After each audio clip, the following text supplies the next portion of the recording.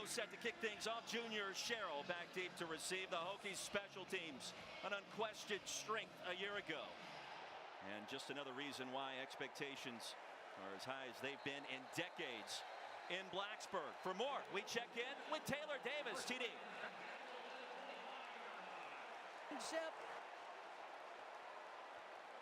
Games at New Mexico State, and now SEC starting quarterback. Diego Pavia's journey has been anything but conventional, but he told me those experiences are why I believe I can compete at this level. In that Auburn upset, he showcased grit and an ability to create magic, which is exactly what the Doors want to see today. Lane Stadium well represented here in Nashville. As Sherrill goes in motion, a pistol look for the Commodores on first down. Pavia with the option. And the keeper rumbling along the far side. A first down, a little bit more. 2 penalty markers fly in. And we'll check the infraction.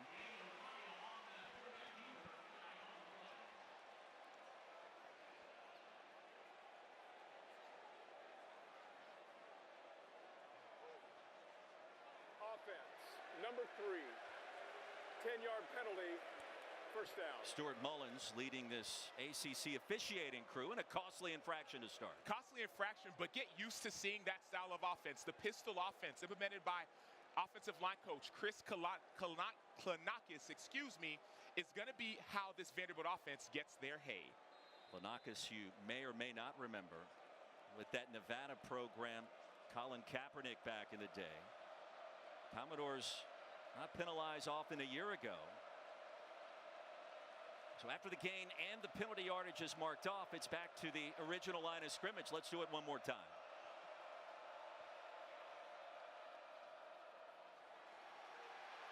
Pavia keeps it again, upended crossing the 30. Stroman the stop and a pickup of 7. And the reason that play works, you see the pistol formation, running backs lined up behind the quarterback. As a defender, you don't know which side this zone read is going to go. Is it going to go left? Is it going to go right? That's the benefit of being in a pistol for an offense. Second and short. Vanderbilt not in a hurry in this season opener. Hokies known for their defense a year ago. Virtually all the major returning production back in 2024 on both sides. Alexander will get the call, bounce it outside, and a first down for Vanderbilt. Year 4, Clark Lee, the double major, the double degree, I should say, from Vanderbilt. Always introspective. We enjoyed our conversations with him and his staff this week. He has changed things up, Sam, in a major way to try to get this team to the next level. Well, he had to change things up. Last year, this defense was 127th in the nation when it came to stopping people. And so he took over play calling duties. And he talks about not just the 12 Saturdays, but the other 353 days of the year implementing a defense. Buddy, it's great having you in the booth. Love the energy. Love the energy of this crowd. 2 teams trying to get to the next level this year. Alexander racing ahead for 2. Jaden Keller, the tackle. I want to point something out to you, everyone watching. Look at the play clock. So here's what I want people to notice. Number 1, we talked about these coaches saying they both wanted to shorten the game. Oftentimes what I've noticed is they're not running a play until 5, 4, 3 seconds left. And so that actually keeps the Virginia Tech explosive offense from getting more possessions. Not to mention 4 straight runs to kind of kickstart that tone. 2 backs, Chase Gillespie on the field for the first time with Alexander. Hokies, one of the top pass defenses in America a year ago. Play action for Pavia. Tries to race to the edge and cannot, and Keller was ready and waiting. And a loss of 5. That was a great play by Jaden Keller, but I want to start with the penetration up in the middle. You see that penetration right there. All of a sudden, Pavia has nowhere to go. You see the edge players leveraging the defense, making sure no one gets outside of them, and so brilliant play by Keller. As a former linebacker, I feel your enthusiasm in a play like that behind the line. Well, they're running the same play over and over again. They're going this inside zone, a really pistol formation, and so linebackers have to play a little bit more sound on the outside.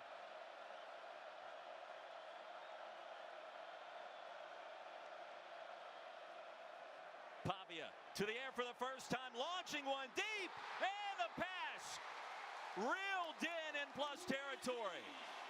Quincy Skinner. And a gain of 31.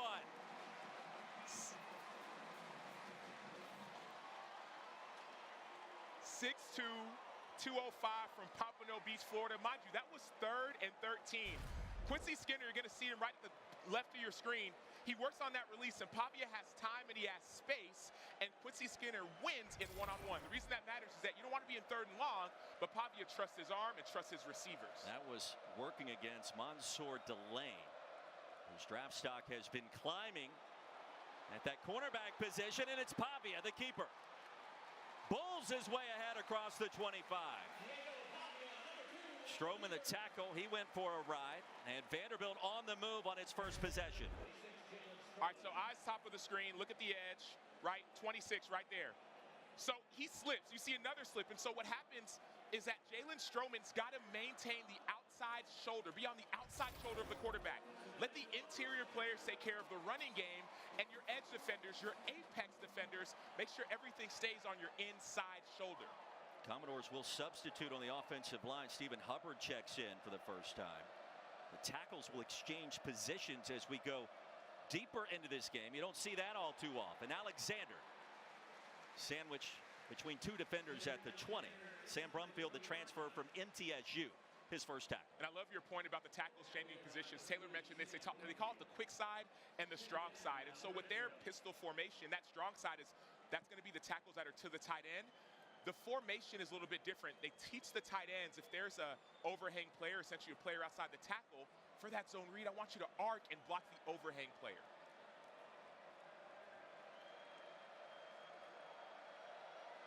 Empty backfield for Pavia on 2nd and 7. Opening possession. And the jet sweep, it was dropped by Sherrill. He'll hop on top of it back at the 26, a loss of 5. Talk about the negative plays, avoiding negative plays. We saw holding on one. You see the fumble right here by Sherrill. The ball's in his hands. You got to hold on to it. But one thing I've talked about, we talked about this with offensive coordinator Tim Beck, is he said, with this in-helmet communication, you can talk to the quarterback who has the green dot up until 15 seconds. He said, I might hold the call so that the defense, Chris Marv, defensive coordinator, doesn't see what we're going to be in, and he can't talk to his defender.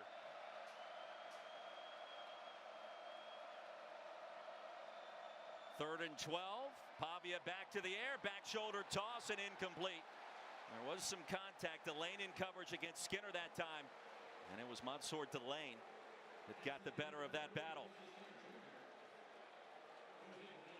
Great Brock Taylor trots on the field for a long field goal attempt after a good-looking drive by Vanderbilt. Right, great coverage by Delane. That's actually a win, I would say, for both teams. A win for Vanderbilt when it comes to time of possession, but a bigger win for Virginia Tech. You're keeping them out of the end zone, forcing a field goal. Taylor, a Tennessee native, out of Knoxville. Has ample leg strength. A 43-yarder from just inside the left hash. A 6.5-minute drive as Taylor bangs it through. Vanderbilt jumps in front. Nearly half of the year. Will Ferris, after the Vanderbilt scoring drive, bangs that one into the end zone. Kyron Drones, the starting quarterback. Taylor Davis has more. Yeah, Roy, and unlike last season, he's the undisputed starter to start the season, and he told me that brought a whole new sense of confidence. He said this offseason he challenged himself, step into more of a leadership role, accuracy in the passing game, and having full command of this offense. Now, Coach Pride told him and all of these returners, don't come back to be the same guy. He said, we've heard the hype, now we have to prove it. Well, he proved a lot last year in the Military Bowl victory against top 25 Tulane in the rain, rushing for 176 yards, a Hokies record. Think back to some of the all-time greats in Blacksburg. Tyrod Taylor, Mike Vick, Kyron Drones be that next player. We'll keep it on first down, and he is a punishing, physical runner. Brian Longwell on the wrong end of that collision, a 4-yard gain. Punishing, physical as a runner, but he's very cerebral as a passer. 17 touchdowns, 3 interceptions. He doesn't turn the ball over, and what Brent Pry challenged him with this season is, I want you to take more chances in tight windows. Let's see if he actually takes those chances against his Vanderbilt defense.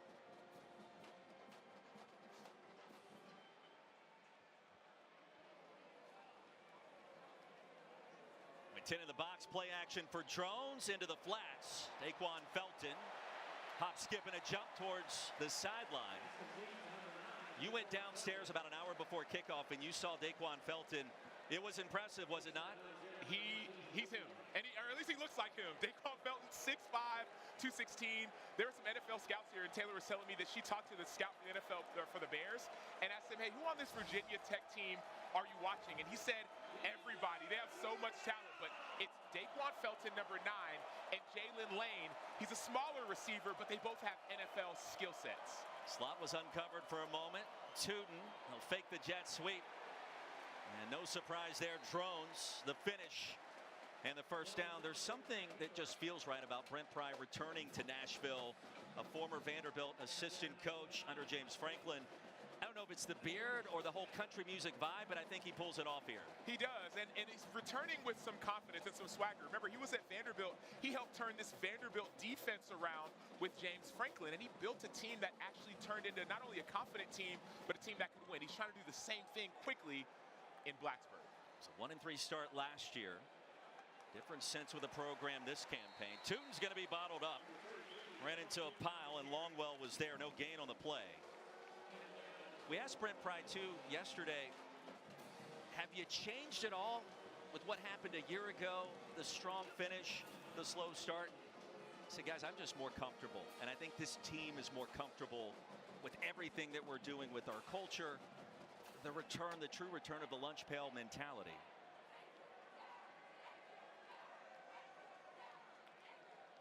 Gosnell goes in motion. They'll roll out Drones, and Gosnell's got it. Stephen Gosnell, the wide receiver, tackled by Taylor. It'll be 3rd and short. Colby Taylor, 6'3", 190 corner. He was named to college football's freak list for the 2nd time in his career. But I'm more impressed not just by Taylor, but the safeties and the disguise of this Vanderbilt defense. 3rd and 2, so you expect a run, but they're showing a lot of too high and trying to confuse Kyron Drones early. 2 safeties high, and then at the end, right before the snap, they'll rotate to 1 safety high, and that gives the quarterback a muddied look. 12 personnel, Gosnell and St. Germain on the field at the same time. On a power look, Drones going to take his time. He'll gauge the line of scrimmage, and I don't think so. Vanderbilt up to the challenge. He needed 2. He gained just 1. And decision time potentially for Tech. Yeah, if I'm Virginia Tech, they are a go-for-it kind of team. It's right around the 50-yard line. They actually ran a fake punt last year right around this midfield. We call it the alumni zone. Between the 40 and the 40, you can take more risks. But I expect them to give the ball, not to Kyron Drones per se, but let's get Bayshaw Tootin involved, man. Give the ball to Bayshaw. 65% on 4th down a year ago. Power look. They'll try to push Drones straight ahead. And he will get there all the way to midfield. Well, kind of a no-brainer decision when you've got an offensive line that has some size. You got the Moore brothers anchoring the center with Braylon and Caden, and they got the job done that time. Yeah, they do have some size, and I go back to not only the size of the line, but the size of Kyron Drones. He's a big, strong, confident quarterback. So we saw this tush push last year. They're implementing it again because of his strength. Tootin motions out. Drones wants to set up the screen. It's batted down and intercepted. Glenn Seabrooks. And a mass of humanity. 14-yard return. It was tipped by Brian Longwell. Here comes, and an interception off the deflection moments ago, Acho. And so you're going to see a screen right here. Linemen are actually going to let inside linebacker Brian Longwell go through. And what happens is when you're going through, it's a screen. You think it's going to be a clear shot. Anytime it's a clear shot, get your hands up. He actually blocked a kick last year by having his hands up. And then Glenn Seabrooks, big man, gets the pig. How about a true freshman from right here in Nashville, Davidson Academy, game 1. Rumbling and bumbling down after the pick. And Vanderbilt in position, and you wonder, does Pavia want to take a shot here? After that opening drive, 8 runs, 2 passes in 6.5 minutes, resulting in the field goal. Direct snap, a little trickeration. He'll fake the reverse. And a lot happening there for a gain of just a yard, maybe 2. Stroman sniffed it out. So interesting play design. It's a direct snap to the running back. And yes, the play didn't work. You saw that potential reverse. But now you're just judging what is Virginia Tech going to do when we get in our running back behind in the quarterback position. So it was an unsuccessful play, quote unquote, but you're gathering information on this Chris Marv-led defense.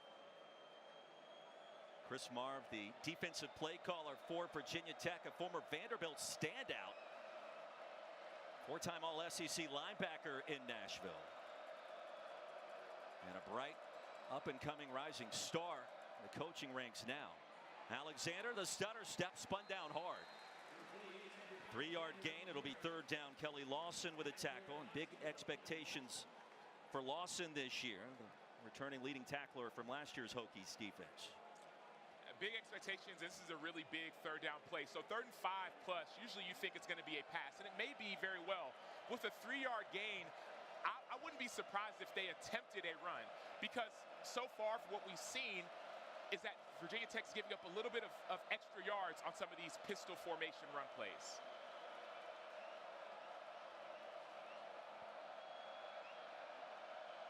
Play clock under 5. Around the right side as Chase Gillespie gets a touch. It'll be 4th and short. Needed 5. He gained about 4.5 on show, and you got to believe Vanderbilt. Clark Lee trying to institute a new era.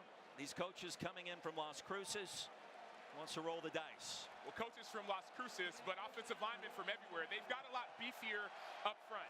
Stephen Lasoya, 6'3", 324 at center. Xavier Castillo, 6'5", 361 at right guard. Kevo Wesley, 6'4", 317 at left guard.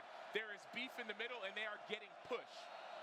Commodores just 30% on 4th down a year ago on a timeout called. Monty Jones, the running back, and the transfer with Diego Pavia from New Mexico State on 4th and short. Pavia keeps it straight ahead through the A-gap. And a first down inside the 15.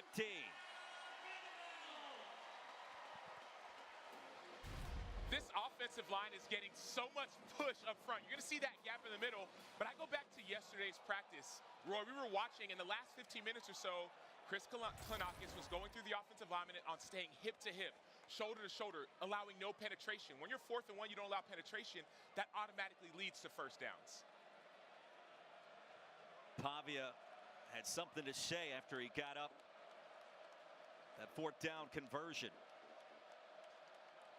Wearing number 2, he's doing his best Johnny football impersonation so far. We saw Johnny Manziel on game day today. It was great to see his return again to College Station, straight ahead in a gain of just a yard. But Pavia thrives off of that kind of mentality. Challenge him, doubt him, as he's been doubted his entire career. Going back to high school when he won a state championship as a wrestler. It's that kind of mentality that gives Vanderbilt a chance this year. He's a competitor. He was told when he transferred that, hey, you're going to have to compete for the starting spot. He said, man, don't worry, I'm going to get that starting spot. And not only did he get it, he got voted captain by his teammates. Arrived on campus this summer. Graduate transfer from the Aggies with a path, a spin, and that's it. And Virginia Tech's defense stands tall. Kelly Lawson again. And Tech forcing that long field goal moments ago. They force another field goal attempt here. That's a win for the Hokies and the all-white unis today. A big-time win, but Virginia Tech hasn't been able to stop much. And so looks like it's going to be end of the quarter, but those linebackers and Marv got to bring more pressure to slow down Pavia. Commodores on the ground again in a 3-0 lead. We need to get it in the end zone. Obviously, we're not going to win this game kicking field goals. Obviously, Brock was able to strike the first one through, but I'm looking for the offense to punctuate this drive in the end zone. It's 3rd and 9. We got some work to do, but I believe they can do it. Thanks for the time. Thank you. Taylor, thank you. Start of our second quarter. Sam Acho, Roy Philpott, Taylor Davis. 3rd and 9. Pavia with a shotgun look. Heaves it toward the end zone. Skinner. Oh, he was there for the touchdown.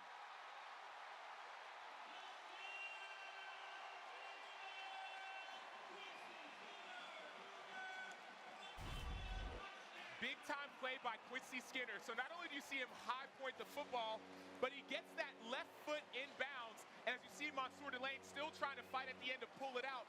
he's unable to. Quincy Skinner won on the line of scrimmage. We talked about it, 6'2", 205. He's got length from Pompano Beach, Florida. They love to compete down in Florida.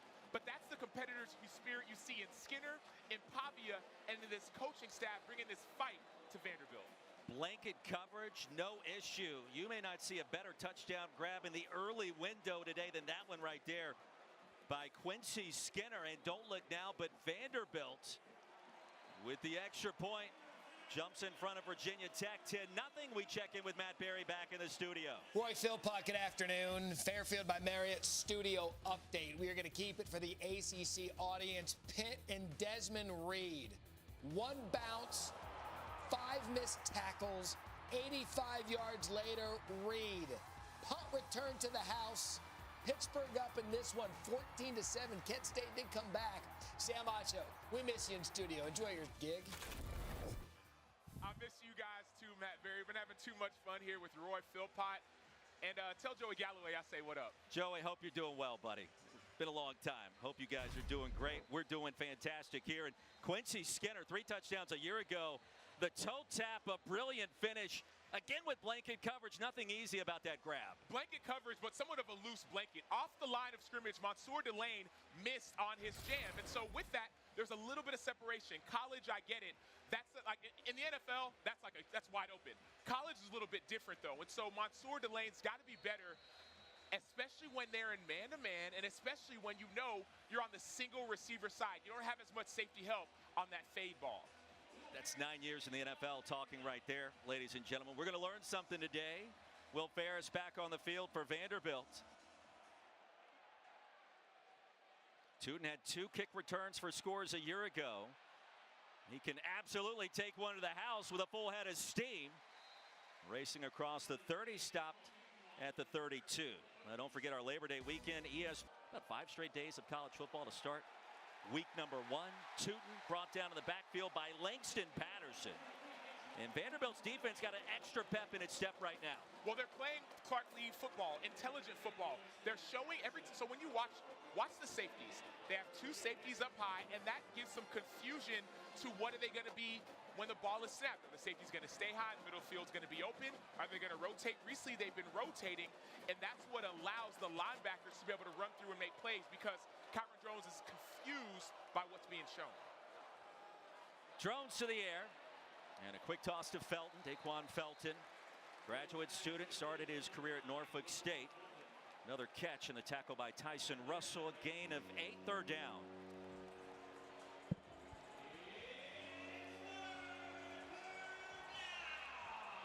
So there's in-helmet communication this year in college football. So up until 15 seconds or until the ball is snapped, offensive coordinator Tyler Bowen can talk to Kyron Drones. So all these formations or shifts you're seeing, he's telling them. Yeah, it's a different vibe this year. On the swing, and I don't think so. Tootin couldn't even get back to the line of scrimmage, and here comes a penalty marker in late. And on 3rd down, hold it right there. A critical call coming from this veteran officiating crew out of the ACC. Ducati involved in the tackle. After the play was over, personal foul, late hit out of bounds. Defense number 1. 15-yard penalty, 1st down. So the 2nd infraction against the Commodores, the least penalized team in the SEC a year ago. I don't like that call. Hey, as a linebacker, I'm not shocked. Hey, he was tripping over. I mean, so you're running to the football. There's feet on the ground. You trip over your other defender. I don't love the call, but hey, defensive mindset. Hey, you move on, you dominate again. Patterson and Zaylen Wood involved in the penalty out of bounds. The sideline is not that wide in Nashville. Touch from Malachi Thomas, his first. Demarion Thomas with the tackle. And a gain of 4 yards. And Virginia Tech with that penalty, Sam, already in Vanderbilt territory. And already with some momentum. Tyler Bowen, offensive coordinator for Virginia Tech, earlier said, hey, we got to run the football. And I get it. You got to run the football. Don't get away from the run. But you have some big play receivers on your team. Guys like Jalen Lane, NFL scouts are watching him. Guys like Daquan Felton, NFL scouts are watching him. Sooner or later, you have to be able to get the ball to your playmakers. 2nd and 6. They'll fake it to Thomas. The slant route unavailable. Jalen Lane, his first target. Dante Carter, the freshman, helping prevent that potential completion. It's 3rd down. Where is this Vanderbilt defense? Where was it a year ago? And Clark Lee taking over the play calling duties now. An emphatic statement perhaps to be made on this play. An impressive start already. It's all about disguise for Vanderbilt and Clark Lee. It's all about trying to change the picture for Kyron Drones. So don't give him a clear look early, but that's when that headset communication comes in. Bowen's got to talk more. Screen pass broken up and batted down. Lane, the intended receiver, and Vanderbilt's Randon Fontenette, the transfer, has had an incredible preseason. Randon Fontenette from Freeport, Texas, transfer from TCU. Look at him get outside of the blocker and meet the receiver when the ball is being caught. That's what that tells me is not only is that film review, but it's also knowing your leverage. Little things done well make big things happen. Your leverage outside made that play happen. Peter Moore, the number 25 jersey, honoring the great Frank Beamer, retired back in 2002. That number 25 jersey, honoring Virginia Tech special teams, as here in Nashville, Tennessee, 10-0 Vanderbilt leading Virginia Tech. Sam Acho, Roy Philpott, Taylor Davis here tonight's SEC college football games on ESPN Plus, SEC Network Plus. Mississippi State, Eastern Kentucky up first at 6. Ole Miss, number 6 in the land, hosting Furman at 7. Auburn and Alabama A&M at 7:30. Download the ESPN app or go to ESPNplus.com/schedule to watch. Play action, the slant's there to Skinner, still on his feet. And how about that play call on 1st down? Virginia Tech on its heels. Vanderbilt takes advantage. Hey, in the studio, we talk often about helmet stickers. Give Quincy Skinner a helmet sticker early. So we've seen a lot of this zone read action, a lot of this pistol action. This is the first time that we saw them off of the pistol go to that pop pass, essentially. And so this is the 2nd iteration of this offense. Show the linebackers one thing, show the defensive line and the safeties one thing, and then do another. The first down throw today for Diego Pavia. I didn't know if it was a helmet sticker or $1, according to Matt Berry. Here's the option. Pavia bottled up. Virginia Tech up to that task. Jalen Jones. You mentioned during the break to our crew, Acho, some hidden yardage gained by Vanderbilt in that last special teams play. Well, I spent this week watching Vanderbilt special teams because they're known for great special teams, but right here, they're not.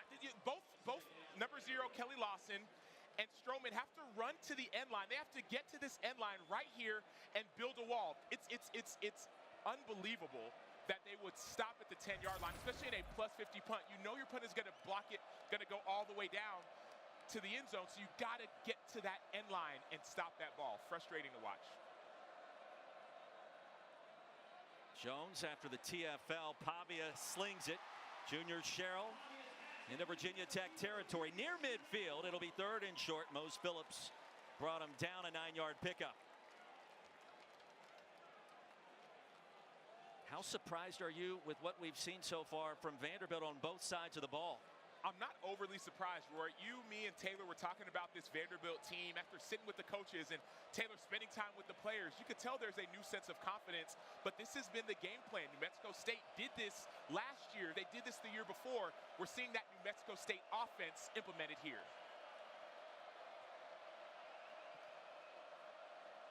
Two yards needed to keep this drive alive. Pavia sensing the pressure from the backside, gets it to Skinner. Needed 2. He gained nearly 4. Jaden Keller, the tackle. The drive continues. And one thing I noticed about that drive, Roy, is, and on the last drive as well, Virginia Tech starting to bring more pressure. They're realizing we're not getting to the quarterback, and so we're going to actually bring more pressure in order to try and get a sack. The issue is when you bring pressure, you have less people in coverage. So more people rushing, less people in coverage, more open space. And Caleb Woodson trying to get to the Vanderbilt quarterback on that backside. 3 passing attempts for Pavia on this possession. Run heavy to start.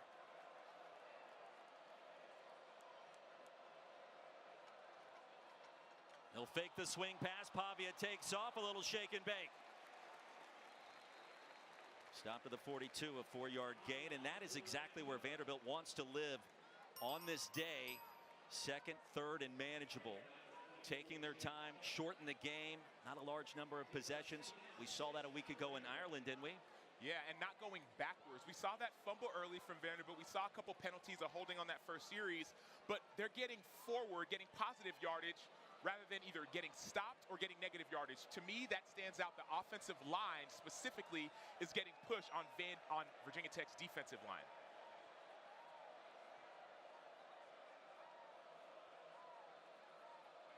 Four-man front, Alexander with a hurdle. And close to another Vanderbilt first down. They'll give it to him. A hop, skip, and a jump, no problem for number 28, freshman All-SEC a year ago. From Austin, Texas, Cedric Alexander led Vandy in rushing touchdowns last year. SEC All-Freshman team hurdling over Mose Phillips III. You can't see me, I do this. Phillips, the Nashville native, coming home and having to deal with that from Alexander.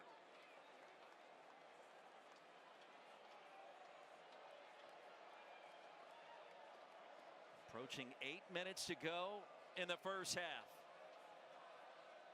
And a surprise in this ACC-SEC battle. A consistent theme on this Week 1 Saturday. Amari Copeland able to bring down the ball carrier, but not before Alexander picks up 6 more. We talked with Tim Beck, the offensive coordinator for Vanderbilt, and he looked at Alexander when Tim Beck came in this year, and was like, man, he watched the film. He's like, this dude can play ball. As a freshman, was dominant. Now all of a sudden, in the area of transfers, they have over 50 new players on the team. Alexander's a guy who's been here, who's done that. He's got the playbook.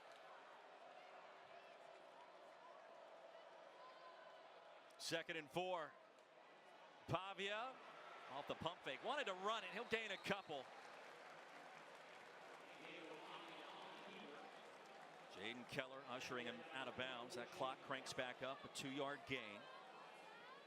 It's a new year in college football. The 12-team college football playoff introduced this campaign. Helmet communication between the sideline, the quarterback, and also a defensive player. And it looks like a brand new Vanderbilt program under a 4th-year head coach that has found its mojo early.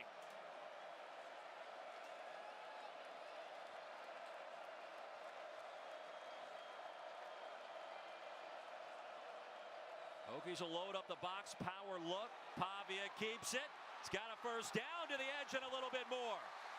Into the red zone for the Commodores and a 7-yard gain. So one thing that I love about this offense is the fact that they're creating space and creating leverage. You're going to see all these 3 linemen block, block, block. You're going to see 1, 2, 3, 4 guys to the left of the center. And now all of a sudden you have a longer surface area to have more space and more leverage for Pavia and for that defense to have to stretch out as opposed to getting vertical. It's not quite student body left, but you get the idea. Certainly one way to do it. Third drive for the Commodores, their 3rd trip into the red zone. Alexander breaking tackles, spinning his way for a first down. It'll be first down and goal for Vanderbilt. Alexander rumbling for 13 more. And linebackers Kelly Lawson, Sam Brumfield, Brumfield transferred from Middle Tennessee. You see 2 missed tackles. Why does this matter? Last year as a freshman, Cedric Alexander was the only SEC freshman with 4 or more rushing touchdowns. Let me say that again. Cedric Alexander from Vanderbilt, the only SEC freshman with 4 or more rushing touchdowns.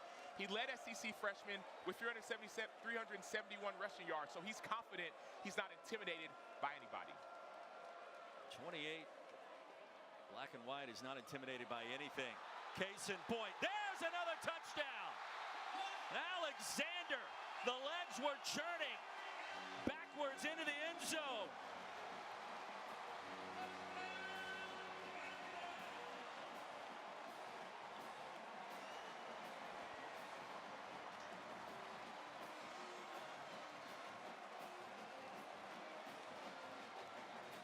And confidence growing by the second for the team that was predicted last in the SEC this year. An early statement against the Hokies.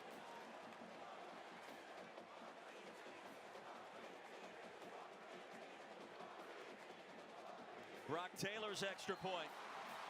17-0. skill position player, Acho, to earn first-team All-SEC honors. Roy Philpott, I don't even have a guess. No guess? I don't even have a guess. No guess at all. No guess. Who was Vanderbilt's last star skill position? I don't know. I couldn't tell you. Bashal Tootin, explosive kick returner with a path and a crease. And a good run back ahead to the 32. Originally, when I saw the question just seconds ago, I thought back to Jake Cutler, the quarterback. But I mean, that's 2005. It's got to be more recent than that. And they've had some other guys. When James Franklin was here, think back to those teams that upset Florida and Georgia. They had some wins. I don't think it's a running back. I think it's got to be receiver. I have a guess. 1st and 10 for the Hokies. Important possession now for Virginia Tech. Came in as a heavy favorite. Just their 3rd possession, and Vanderbilt's game plan has worked very well so far. And incomplete. Right through the midst of Felton. Nearly picked off by C.J. Taylor. So you see Kyron Drones going to get the ball out quick. Felton's got to catch that. Taylor, I get it. It was a little bit stretched out, so hard to catch, but that's a play. Oftentimes, after missed interceptions, big plays happen for the offense. And so if Virginia Tech gets some momentum, that might be a play that led to it. The pressure mounting. First meeting between these two teams in 35 years. Drones avoided the pressure. And another interception to Ricky Wright. Well, they'll rule it incomplete. For a moment, it was close. And a brief conversation, they will say he did not have possession. And fortunate for Kyron Drones. We did not see him make these kinds of mistakes a year ago. We did not. And part of the reason is this. So this is a new defense, and Ricky Wright cannot hang on to the ball, unfortunately. New defense. And so some of it is you don't know exactly what to expect. And then secondly, with the disguise, you're wondering, why is Kyron Drones throwing it to the defense? Well, if you don't know what's going to happen beforehand, it can make it more difficult to anticipate afterwards. With the initial look on the replay, it was very close. 3rd down, empty backfield. Drones quickly, the slant. Jalen Lane has it. Close to the line to gain, and he is right there. They'll give it to him. The biggest play for Virginia Tech's offense so far. A gain of 11 on 3rd and long. Yeah, I love what Tyler Bowen just did there and going to an empty formation. Why do I say that? Because when you're a defense and they go to empty, you can no longer disguise. You have to go and cover who you're going to cover. And so what that does is it exposes what defenses are going to do. And so if you're playing man-to-man, you got to show it. Playing too high, got to show it. Empty helps. A break for the Hokies. They take advantage of the quick strike. Penalty marker comes in. The neighborhood of holding. And we've seen a little bit more of Jay Lane on this possession. And now Bashal Tootin. Hold it. Offense number 65. 10-yard penalty. First down. Xavier Chaplin.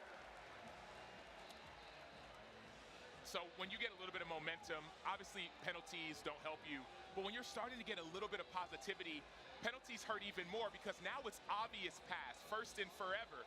Obvious pass. And it gives the defense a little bit more of a read on what you're going to do. But if I'm Bowen again, I would try to get more to empty so there's no more disguise of what defenses is trying to do. A stunning beginning in Nashville. Thomas motioned out. Lane has it again. Off the tunnel screen. Has a first down into Vanderbilt territory. And the first true big play for the Hokies nets 24 yards. So you're going to see a great block by Moore. But what I love about that play is tunnel screen. So 2 things. You saw the running back motion. That almost simulates an empty formation. So the defense becomes naked. And then tunnel screen, perfect blocking up front by the interior. Braylon Moore led that charge. But you're getting the ball into your playmaker's hands. You're giving it to 83 and 9. Those are the targets, the guys that have to get the ball. Braylon Moore moved to center a year ago.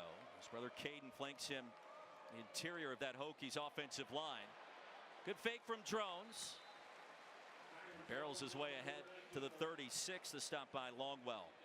Labor Day weekend, ESPN and ABC college football lineup continues today. Miami and Florida from the Swamp on ABC at 3:30 Eastern. Notre Dame and Texas A&M in prime time tonight. SC and LSU Sunday. College football 7:30 ABC tomorrow. And don't forget Capital One Labor Day kickoff.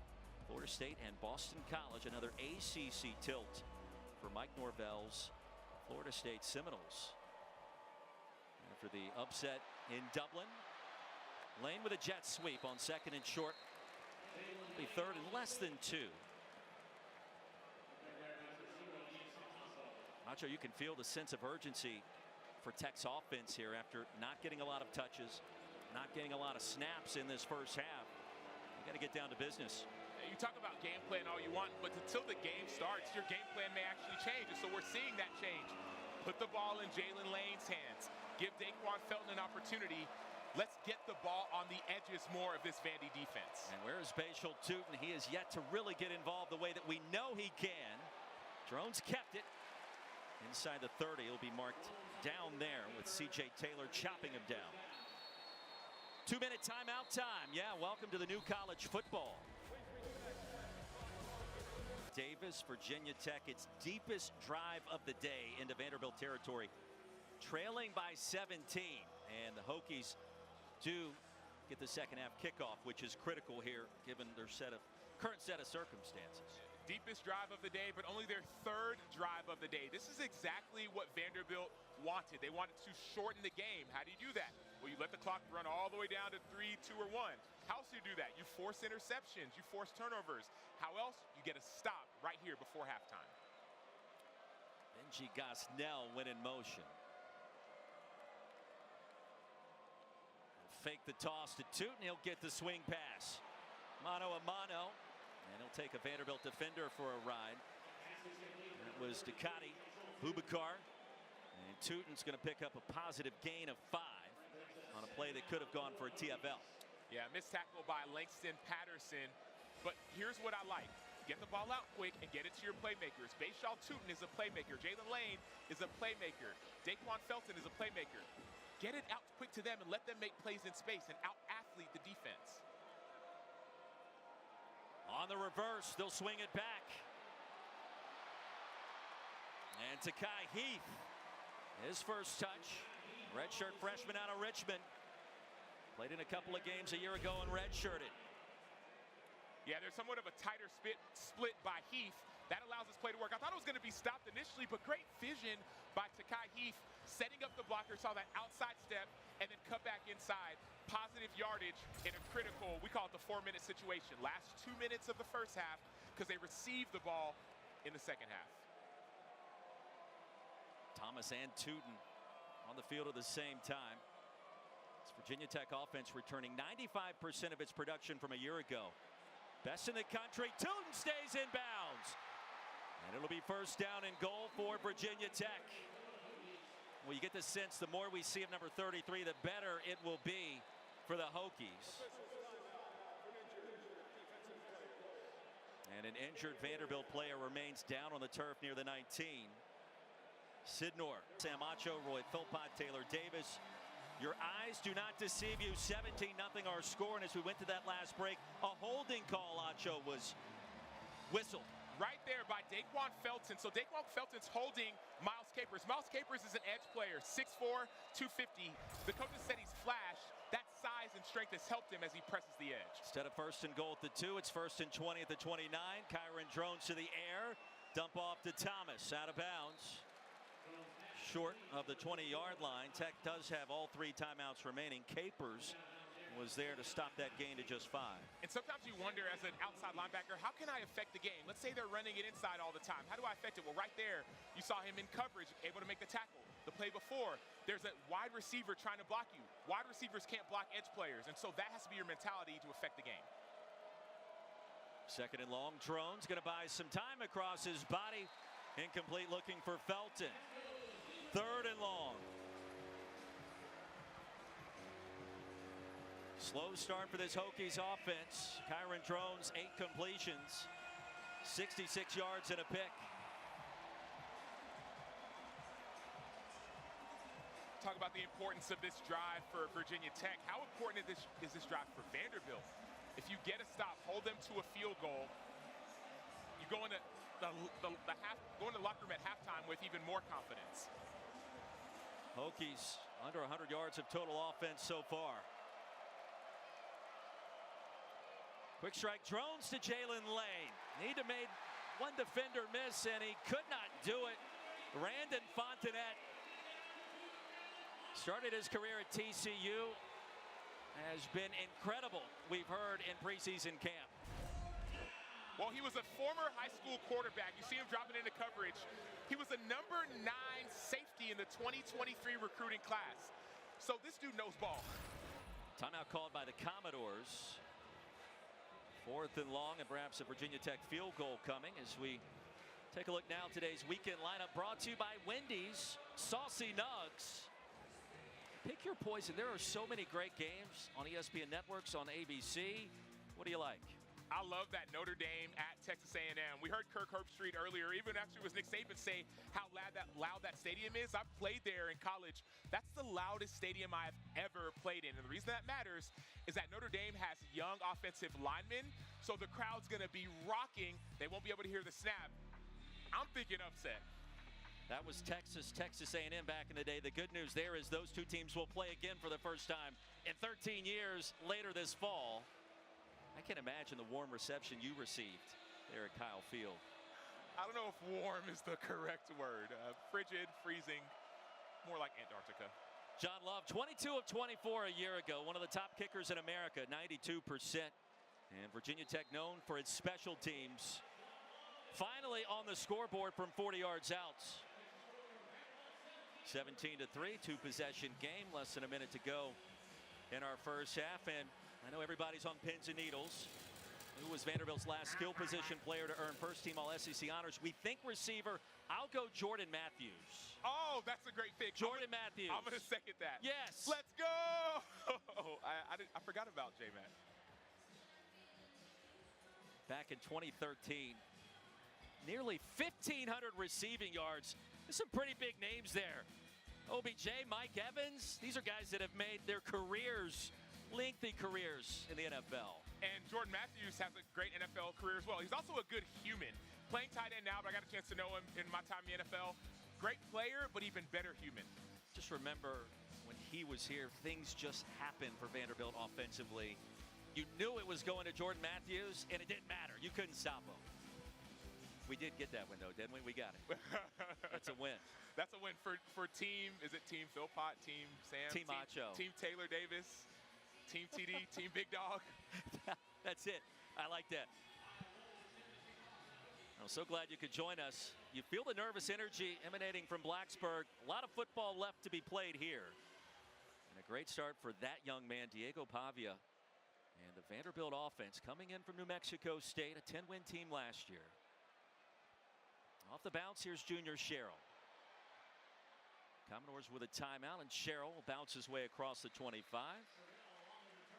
Well, this season, All-State will celebrate every field goal and extra point made by participating universities by making a donation to the university's General Scholarship Fund. Thank you, All-State. So you're used to spending your Saturdays in the studio. I think we've got it better here on site at these games. Oh, absolutely. I know right now Joey Galloway is kicking his feet up, got his sweats on, eating some chips, watching the game. But we're here. We're in it. I love it. Commodores have it. Pavia just one incompletion in this first half. 5 for 6, 80 yards and a touchdown. Hokies will show pressure. A full complement of timeouts to work with if Brent Pry wants to be aggressive. Deep handoff bottled up the TFL. APR, first time we've used the acronym. Antoine Powell-Ryland. Big things expected from him this year. He'll get the stop behind the line there. Timeout. Virginia Tech. Their first of The Hokies with 2 timeouts remaining.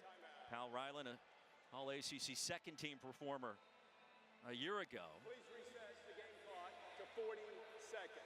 40 seconds, please. If you're a fan of the Hokies, you're not pressing the panic button just yet, are you? You got a lot of time left. Yeah, a lot of time. Played your worst half so far, and if you get a stop, you might have some momentum. Impressive start for Diego Pavia. TD, what do you have down there? Yeah, you could say that, Roy. Along with the helmet comms this system, guys, this season, we also have tablets down here on the sidelines. I don't think anyone's been utilizing it more than Diego Pavia, and he always has a group of guys around him leading conversation. Keep in mind, he may be a new face here, but this is the same offense that he ran with offensive coordinator Tim Beck last season. He arguably knows it better than anybody. It's interesting, too, because it was Tim Beck that came to Vanderbilt from New Mexico State. Diego Pavia, head coach Jerry Kill is now the associate head coach of the offense here. Eli Stowers and Monty Jones. So the entire Aggies offense and its production, the bulk of it now playing in the SEC. After the Hokies timeout, quick gain to the 30. And Brent Pry likely to utilize another stoppage. And he has Peebles, the Duke transfer, the tackle. 35 seconds to go in the half. It'll be third down. Virginia Tech, their second of the half. 30 seconds, timeout. Well, our stellar SEC football lineup rolls on today. The SEC Network, Williams-Brice Stadium, South Carolina hosting Old Dominion at 4:15 Eastern. Cap the night off with Kentucky and Southern Miss over on ESPN Plus, SEC Network Plus. Bulldogs and EKU, 6 Eastern. Ole Miss in the top 10. Jackson Darden Company getting Furman out of the SoCon at 7 Eastern, and then Alabama A&M and Auburn. Hugh Freeze, Peyton Thorne headed your way at 7:30 tonight. Auburn team that lost to New Mexico State and Diego Pavia a year ago. You wonder if there's any kind of property that translates between what happened in a game like that and what happens in a game like this. You have confidence winning on the road at Jordan Hare. Now you come into the SEC. Well, you've kind of been there and done that to a certain extent. And confidence carries you a lot longer than a lot of other things will. Coming to a game like this 0-0, you don't care about the brand name on the jersey. You care about who the players are behind the helmet. Hokies want to stop. Still a timeout to work with. Backside pressure, and Pavia is going to be gobbled up. Antoine Powell-Ryland. Well, he got there in a hurry. And the Hokies starting to flex for the first time. A loss of 5. Another timeout. Timeout. Virginia Tech, their third and final of the half. So the benefit right here, look at Antoine Powell-Ryland, APR, not the annualized percentage rate. You're going to see call it exit game. We call it a text game. Tackle goes up. Excuse me, that's not the tackle. Right here, tackle goes up. APR is going to come underneath, and he's going to blow up the running back, Cedric Alexander. So boom, exit game, or text game, excuse me. Boom, and right there, you run over the freshman, or really a sophomore running back. APR had 9.5 sacks last year, but this game hasn't been able to rush the quarterback because they haven't been able to stop the run. So if you can actually stop the run on defense, it gives you the privilege and the opportunity to rush the quarterback. Without one, you cannot have the other. Privilege to watch APR get down and dirty, because this is a guy a year ago that impacted the pocket so many different ways. Chris Marv talked about a season ago. We got to the quarterback. Last year was the first year we were able to bring him down, record all those sacks. They were second in the conference in that department. And this year they are aiming to take that next step. Tech out of timeouts. 31 seconds remaining. Ollie Jennings, the punt returner, played in just one game a year ago. Now that he's healthy, perhaps a spark at some point we will see today. Fair catch at the 31 after a punt of 43 yards. So Kyron Drones back on the field. Virginia Tech without a timeout. Be curious to see if Tyler Bowen wants to be conservative or aggressive facing a 2-touchdown deficit.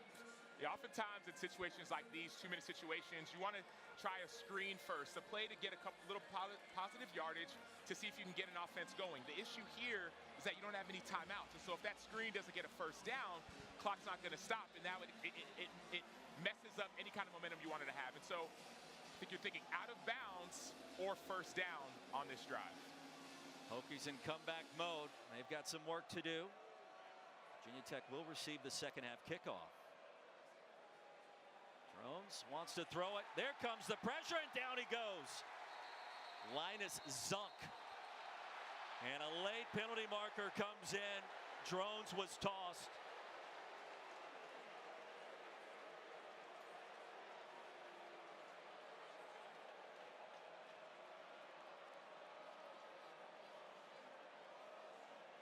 An enormous enormous personal foul penalty. Clark Lee didn't like any bit of that. Personal foul, unnecessary roughness. Defense, number 29, 15-yard penalty. First down. It's Miles Capers. So the second personal foul on the Commodores defense today. Yeah, I don't love the penalty, but I love that. The game clock is 17 seconds. 17 seconds, please. I love the pass rush by Linus Zunk. He's from Berlin, Germany, 6'6", 263. That was an inside-out chop move, and so you get the tackle to set their feet and get that sack. He may go back to that. Not a great penalty, of course, by Capers. I still don't move. I still don't let the guys play is what I feel, but, I'm coming from a different perspective. You're coming from a linebacker's perspective. Tech would love to take advantage. Penalty marker again, and that pass sails out of bounds. The physicality of Vanderbilt and what we've seen so far. That flag in the area of holding once again. That may be the most surprising component of these first 30 minutes. Vanderbilt had strength at the line of scrimmage, perhaps unexpected.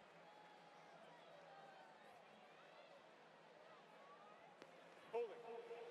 Offense, number 65. 10-yard penalty. First down. So the third holding call against the Hokies. And the second on Chaplin.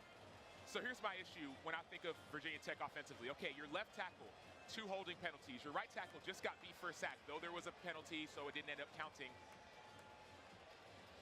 If you're not able to run the ball, that's a problem, but at least you can pass it. But if you're not able to pass protect, that's another problem. We're seeing a little bit of unexpected shift, at least when it comes to the line of scrimmage, in favor of Vanderbilt. Less than 10 seconds to go in the first half. Drones is going to be eaten up again by Zunk. Linus brought the Zunk that time and a sack. Yeah, you take a look at Zunk, and that frame certainly gives you a lot to think about. 6'7", 265-pounder. Hokies get it to start our third quarter. Bashal Tootin bottled up, driven backwards at the 16, and we check in with Taylor Davis.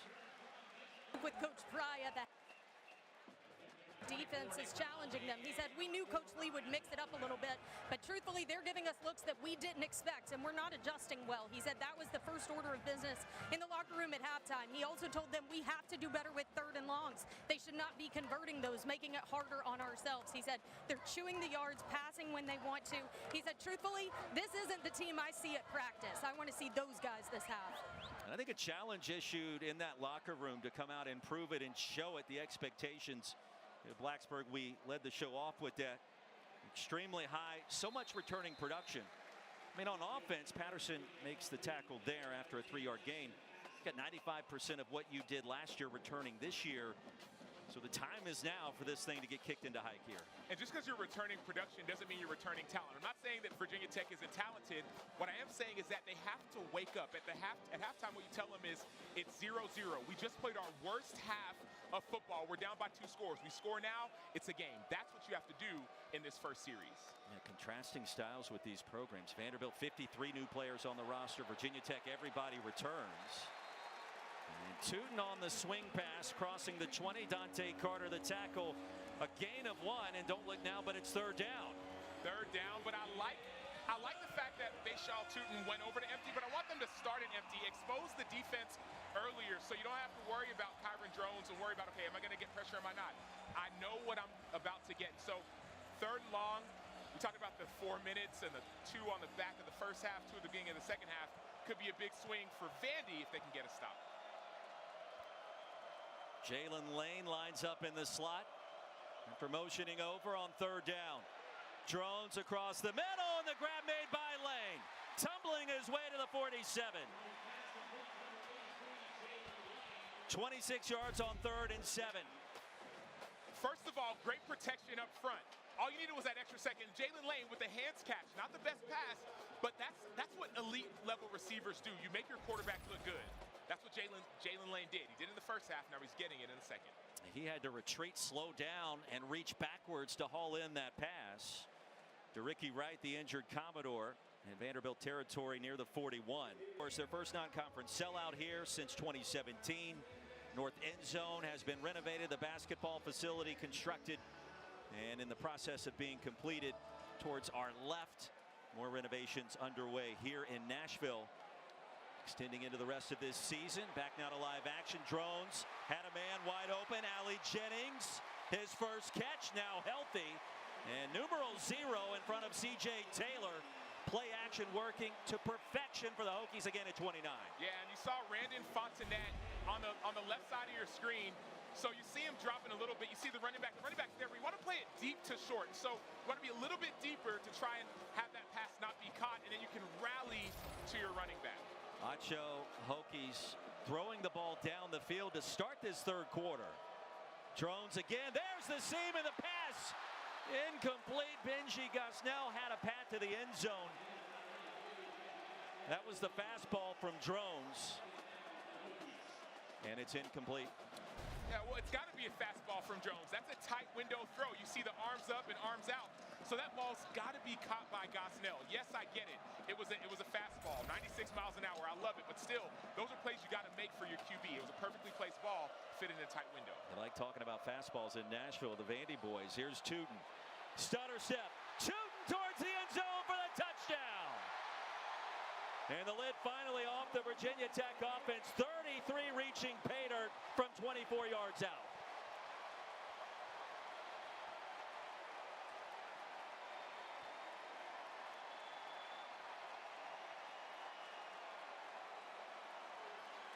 This series was all started by that third down Jalen Lane catch. That was the first ball that we saw go down the field for this offense. Jalen Lane makes the play, playmaker. Bayshaw Tootin give him the ball, playmaker. Get the ball out quickly to the guys who can make plays, especially the hot hands. All of a sudden, you have yourself a game. Blacksburg, VA, about 400 miles to the north and to the east. Our location here in Music City, but all of a sudden, Lane Stadium appears along that far sideline. And it's Bayshaw Tootin early, right in the first half. He only had 2 or 3 touches max. Give it to him early. Get Ali Jennings involved. Get Jalen Lane involved, and that's how you start a half. 54 touchbacks a season ago for Kyle Lowe. Sam Acho, Roy Philpott, Taylor Davis, another touchback here. Vanderbilt jumping out to that 2-touchdown lead at the break, and Diego Pavia awfully impressive in his first start. And it started with Quincy Skinner on the outside. No press, no chance. And then it went to Cedric Alexander on the inside, running and bumbling and bursting through tacklers. But all of that happens solely because the offensive line is giving Diego Pavia time to get the ball out of his hands, and also giving Alexander time to run it. The pistol formation, something we've seen extensively so far for this team. Non-existent in the playbook a year ago. Totally revamped. Off the slant, the deflection, and was it intercepted? Let's see. It was not. Boy, for a moment, Delane jumped as high as he could. The ball was caroming around, twisting and turning.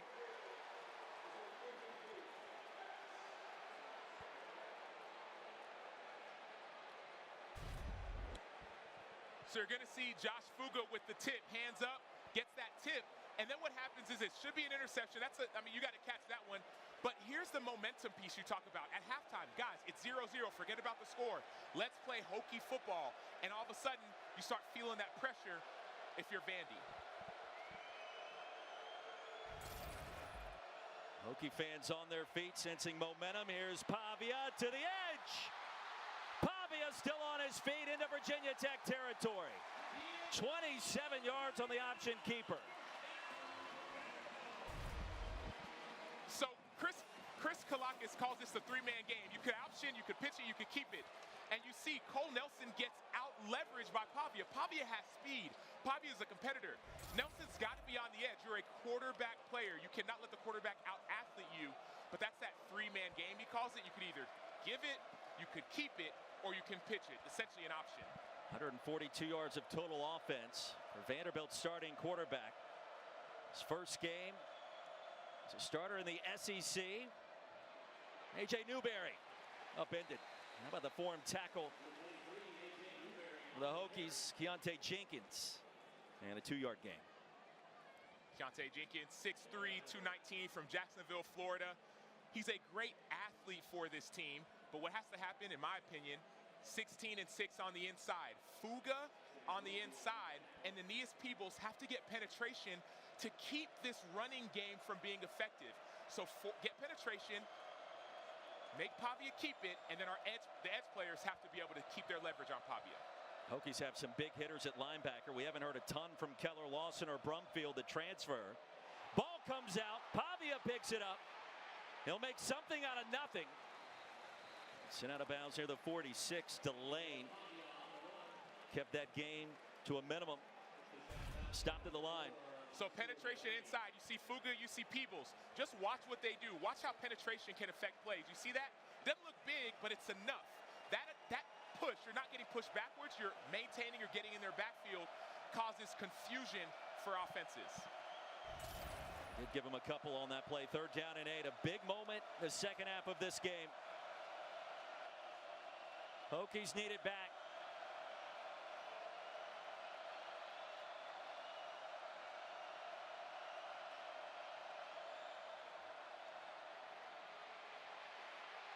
All afternoon for Pavia. Now he takes off. And a first down.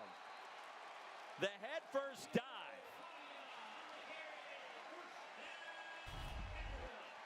So APR right here. He's spying. Spy. Out-athleted. That's all that is. That's a simple, it's like, hey, I think I'm a better athlete than you. That's what Diego Pavia just said, and he proved it. So here's the great thing. That's 3rd down. APR is going to get another opportunity to prove it. It's not easy when you don't know what this quarterback does in space. So boom, you're going to get another third down opportunity. You got to take advantage of it next time when you're spying the quarterback, because that's what he was. He was a quarterback spy. 3 years ago, he was playing for New Mexico Military Institute. Helped that team to a junior college national championship. 2 seasons at New Mexico State, now in the SEC. Alexander picks up a couple. And the book is being written in an incredible way for number 2 for Vanderbilt, a former Conference USA Offensive Player of the Year in Las Cruces a season ago. I go back to, Roy, the time of possession, and I'm interested, how much time is going to be on the clock when Vanderbilt snaps it? Will they stick to that 3-4 second and keep the ball? 5 on the play clock that time. Pavia retreats and retreats some more, and is finally sacked behind the 40. Burgos got there, and Keyshawn Burgos, a loss of 11. You're going to see Keyshawn Burgos on the middle. And so all you have to do is push and press and get off of blocks. That's called getting skinny. If you stay square, you won't be able to get through. But once you press, you turn your hips sideways, turn your shoulder sideways, get skinny, and have relentless effort. Chris Marb told us yesterday, number 2 in maroon and white, the best motor on this team.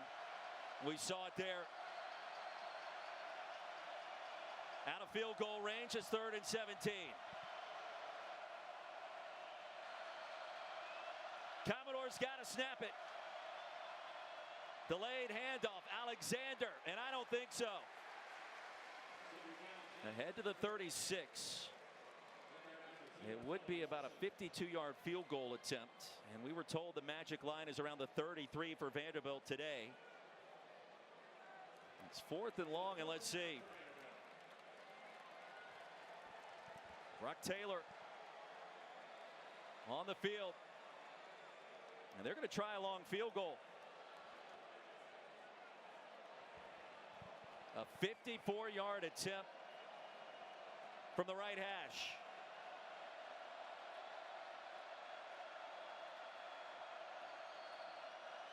One on the play clock.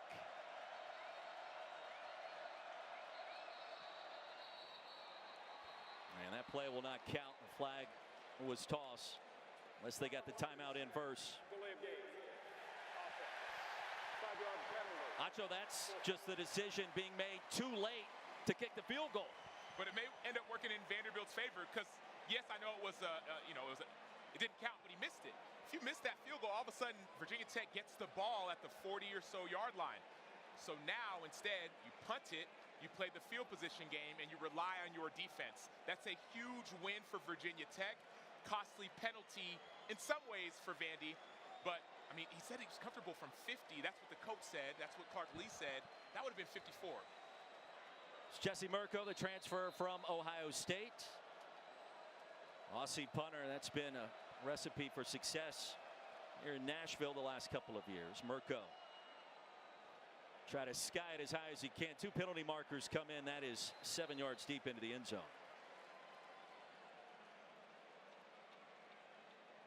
Now the sack by Burgos, the high motor defensive player for Chris Marvin, Brent Pry. The difference on that last drive.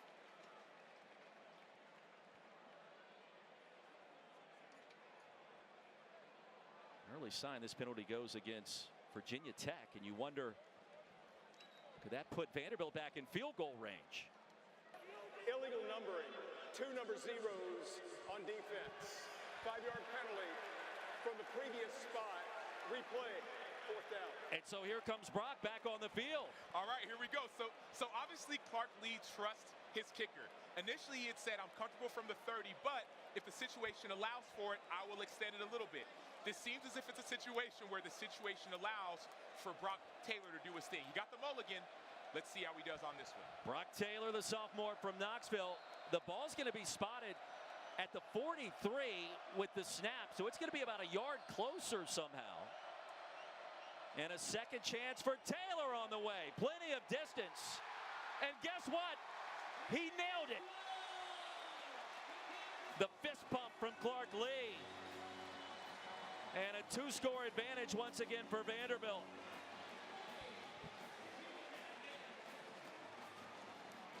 Big, bold, courageous move by Brock Taylor to have the confidence to make that Ball back. Taylor Davis on the sideline. Samacho, Roy Philpott. Great weather so far. And from 3 yards deep, Prelo will bring it out. Lasso down short of the 24. What a scene this has been so far. And I tell you what, we've seen some crazy plays, including that last field goal sequence. Sam, let's go out your mind with what we just witnessed here at First Bank Stadium. Well, I'm asking Virginia Tech, are you out your mind? You have this penalty because you have 2 number zeros on the field. That's Kelly Lawson, a linebacker. He's on safe. And then that's Ollie Jennings, the punt returner. Now, here's the issue. They both were number 0. Tucker Holloway is the usual punt returner, but because he's not available for this game, special teams coaches got to know you cannot have the same number. That costs you 3 points. If you lose this game by 3, you will officially be out your mind. Time for the longest Vanderbilt field goal in 11 years, and just 2 yards short of the school record by Taylor as Tootin goes over the right side towards the 28. Fontenette the tackle. And I mean, plenty of distance, sneaks it just inside the upright. And for a sophomore kicker known for his leg strength and a chance at redemption after the line drive missed just moments earlier. And they also moved up that kick by about a yard. So the snapper holder combo, they adjusted that. And it worked out. Toss sweep Tootin. Corralled quickly near the 30. 3rd down for Virginia Tech. Now Longwell, Zaylen Wood. This Vanderbilt defense up to the challenge for the most part today.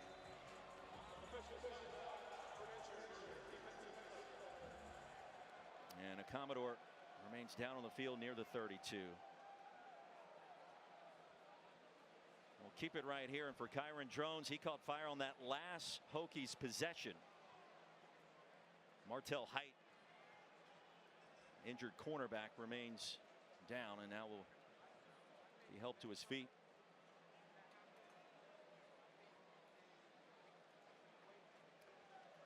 Labor Day weekend, a great destination here in Nashville, but across the ESPN networks, ABC. How about Miami and Florida? Rivalry renewed at the Swamp, 3:30 Eastern. That's on ABC later tonight in primetime. Notre Dame, Texas A&M, a top 20 showdown. Fighting Irish playing in the SEC on the road. You don't see that often. Then SC and LSU tomorrow night. A Sunday night college football matchup in Vegas, 7:30 Eastern on ABC. And then don't forget Monday night, Labor Day night. Florida State, Boston College. 5 straight days of football to kickstart week 1, including this Saturday.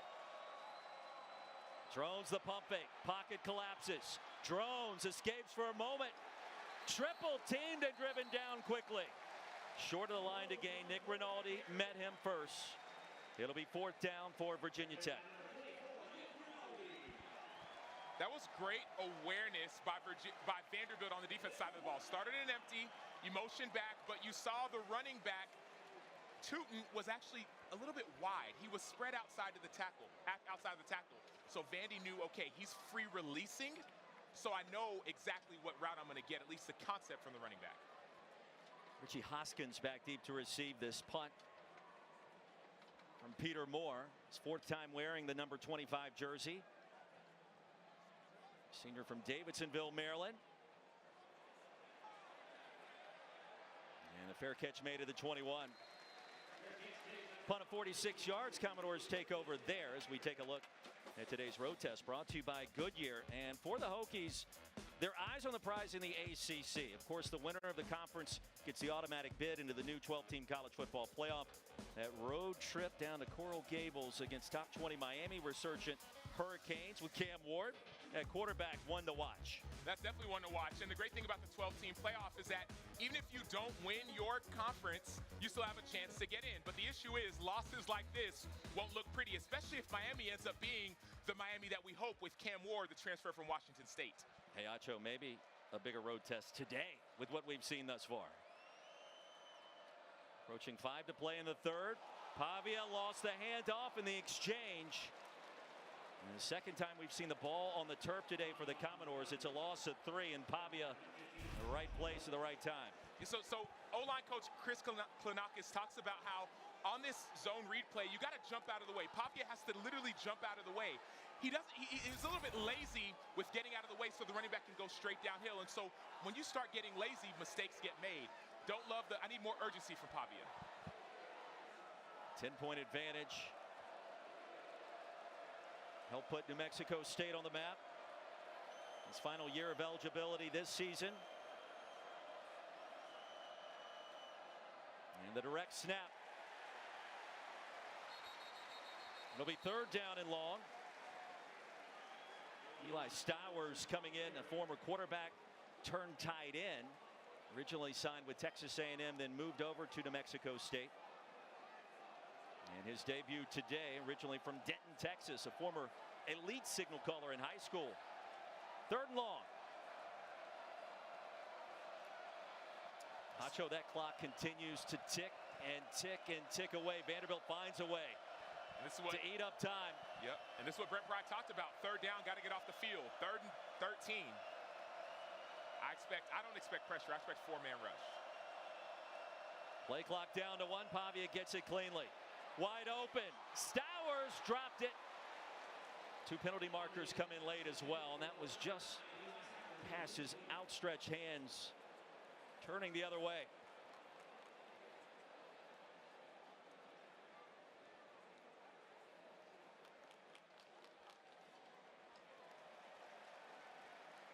Holy. Offense, number 64. The penalties decline. 4th down. Watch Hokies get the stop. Castillo called for the hold. They'll decline that penalty. It's 4th down.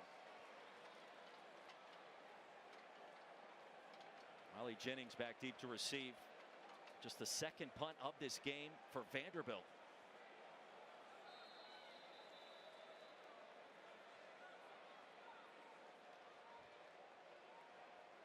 Mirko was the starter for the Buckeyes for those 3 campaigns before electing to leave. Booms this one to Jennings. The fair catch called for and made at the 31. We check in again with Matt. Keeping you connected. Absolutely love it, gentlemen. It's great to have you on board, and perhaps you brought a little magic dust here to have this game be as entertaining as it's been. Well, shout out to Dan Mullen, but can I drop a Trey Burton? That's the guy you coach, Dan Mullen. He's a tight end quarterback. A little bit of Stowers in him. It's Tootin along the right side. Zunk was there, no gain. Linus Zunk remains down on the field. Trainers will come out and have a look. For an injured defensive player.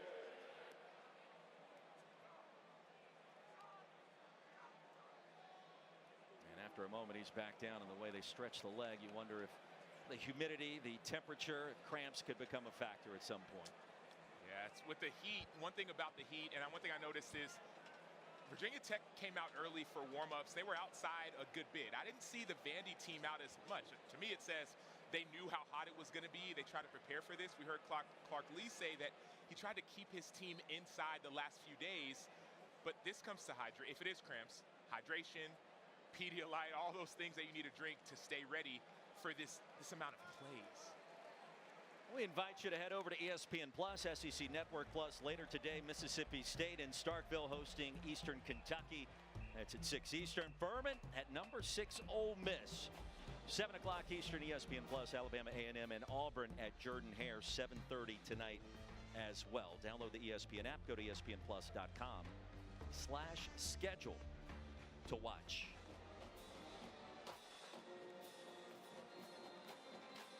Second down for Kyron Drones. Lightning in a bottle in the first possession of this second half. Only 10 points on the board for this Hokies offense in week 1 so far. Immediate pressure. Tight end has it. Gosnell gallops ahead for a first down to the 47. Pressure by Patterson, and he got there just a second too late with a penalty marker coming in.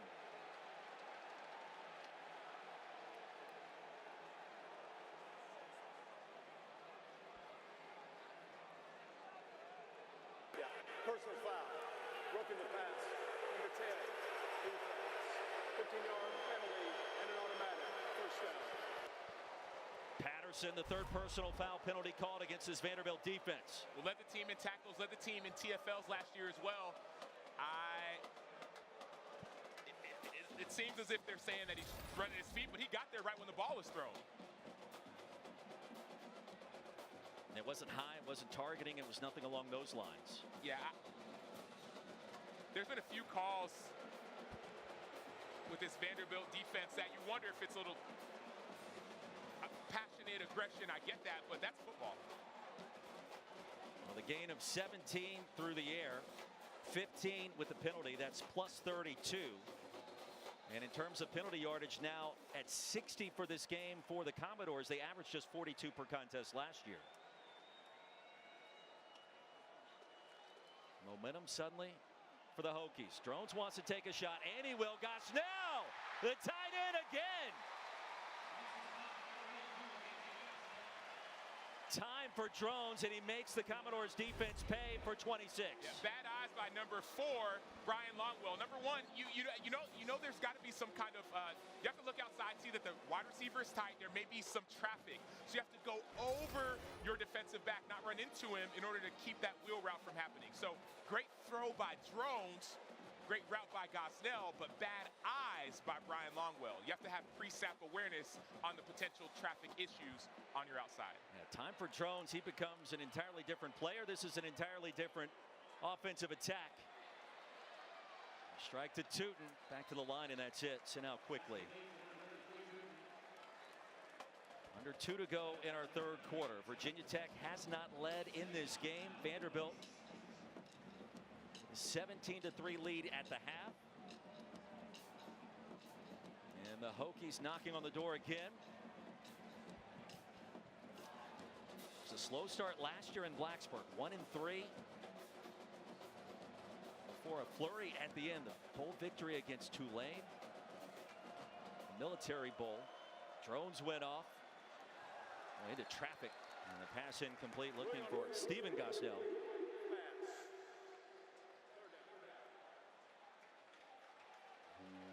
Not sure who wanted that reception that time, Acho. Yeah, so lack of really just timing, right? So Gosnell is trying to get there, but Harrison St. Germain, he has to be more aggressive. So you know that even if the defender is being patient, get out of the way. Go attack him so you're not in the way of that pass. Third down. Hokies can't pick up a first inside the 3.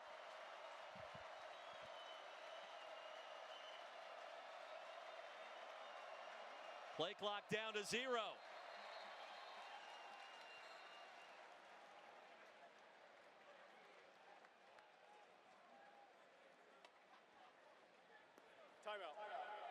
Virginia Tech, their first of the half. 30-second timeout.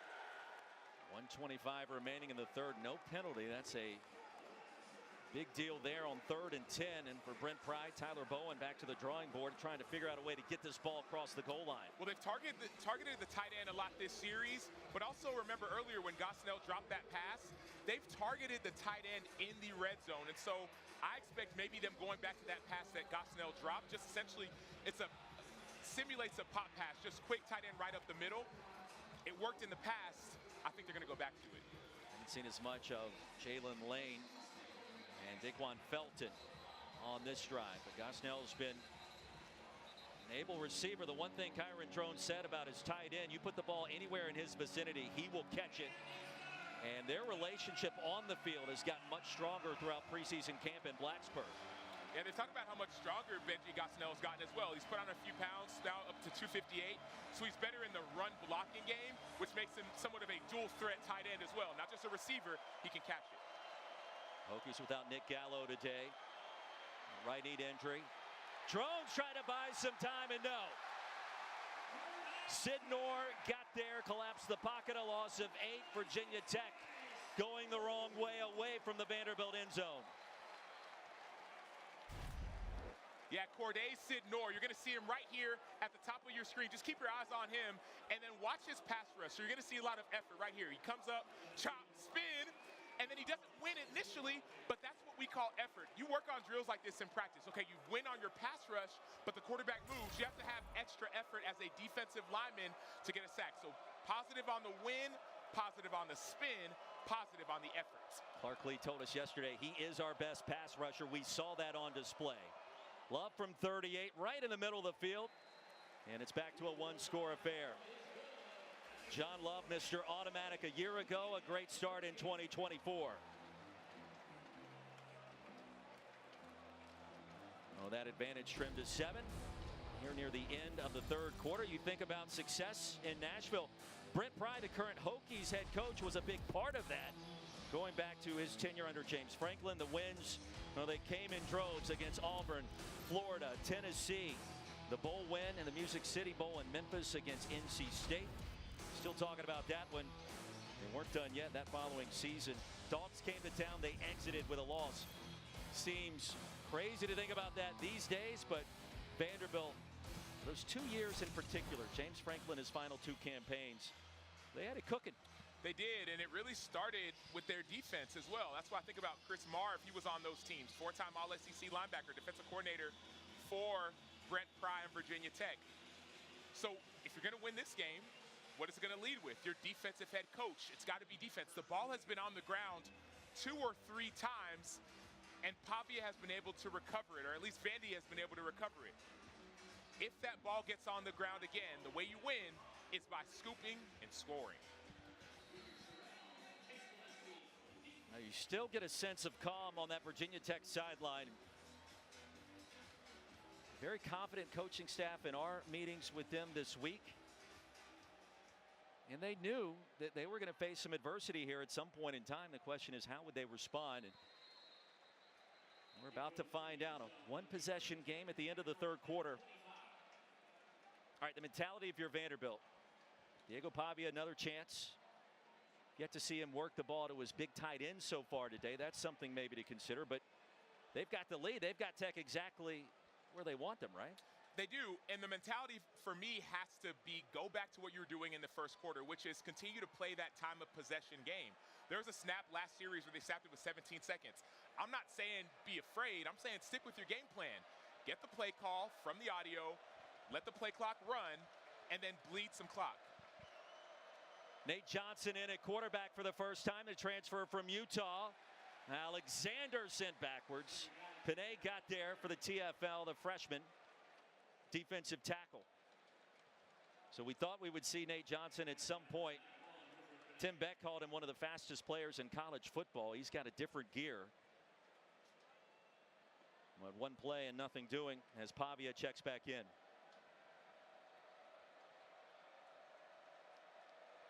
Commodores don't have to snap it here at the end of the quarter.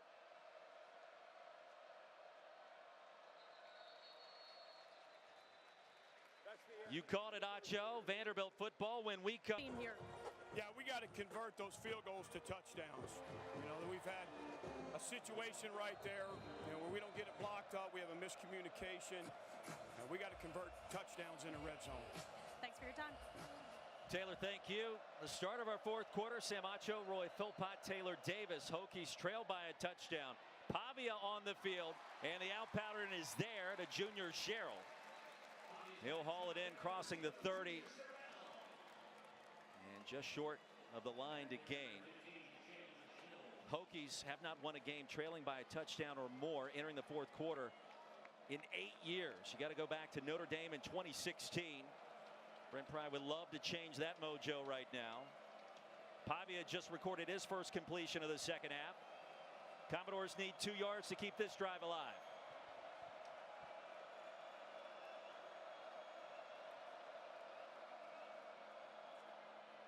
Alexander. Boy, there was contact in the backfield that looked awkward with a snap. Caleb Woodson met him at the line of scrimmage. Hokies force a punt.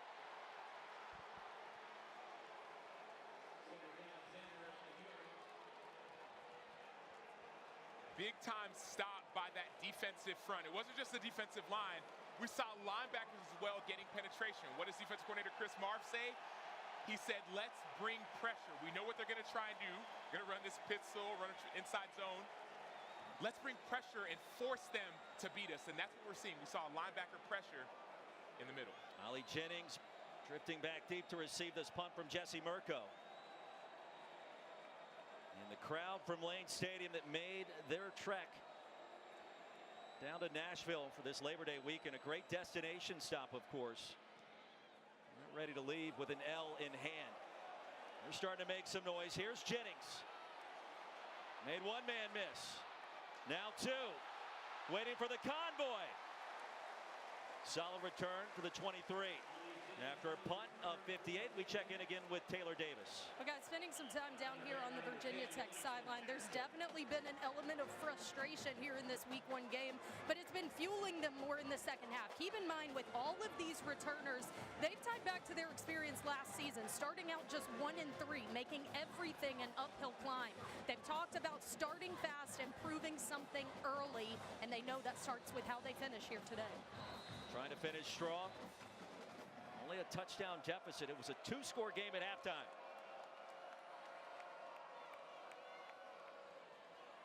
Play action for Drones. Shovels it ahead to his tight end, Gosnell.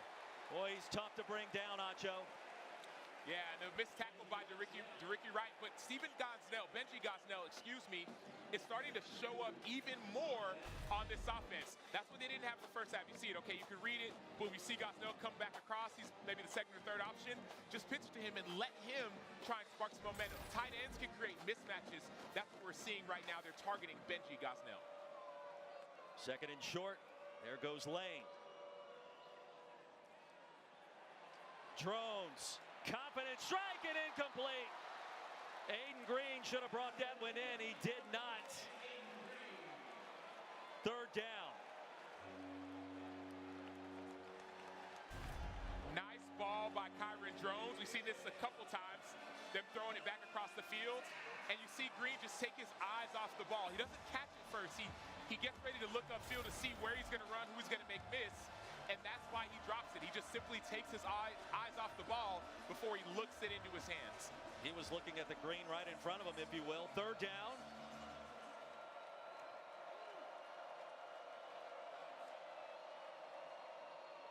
Drones keeps it.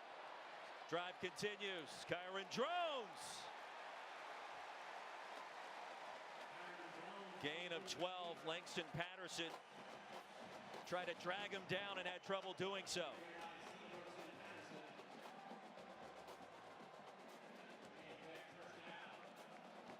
Well, you mentioned it. I called it when he fired that last pass to Green. It was incomplete, but it felt like the rhythm and stepping into the pocket kind of got him engaged. And then that next run with a first down, you can feel momentum starting to switch hands.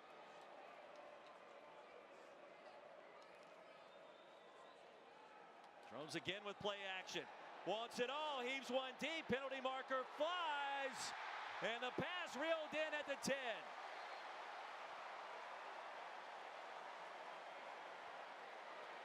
Stephen Gosnell that time on Fontenette, and a gain of 44. Prior to the pass, holding, defense, number 2, the penalty is declined. Result of the play is a first down. So right here you see Stephen Gosnell, and all you're going to see is the quarterback's going to have time. That's what we see. This route takes time. So you saw them move the pocket. You see Brandon Fontenette hold when Gosnell was going across the field. The few plays that we've seen Virginia Tech be successful in, they've moved the pocket a little bit in order to create more time and space, because they believe that their receivers and tight ends are more athletic than the defense. So that extra time by pocket movement is proving effective for this offense. Acho, that play the longest for either team. Drones calling his own number. Not that time. Capers able to get there in plenty of time, a loss of 5. Yeah, big time play by Capers. Notice he's lined up on the tight end, so you think he's going to be there, but instead he says, hey, I'm a quarterback player. So he's taught, I don't care if it's a zone read, I don't care what the play is. You're running downfield, down the line, and you go get the quarterback. So great play by the defense by Capers. Been injured in preseason camp, now healthy. Clark Lee telling us he's got to be a factor today. He was in that sequence.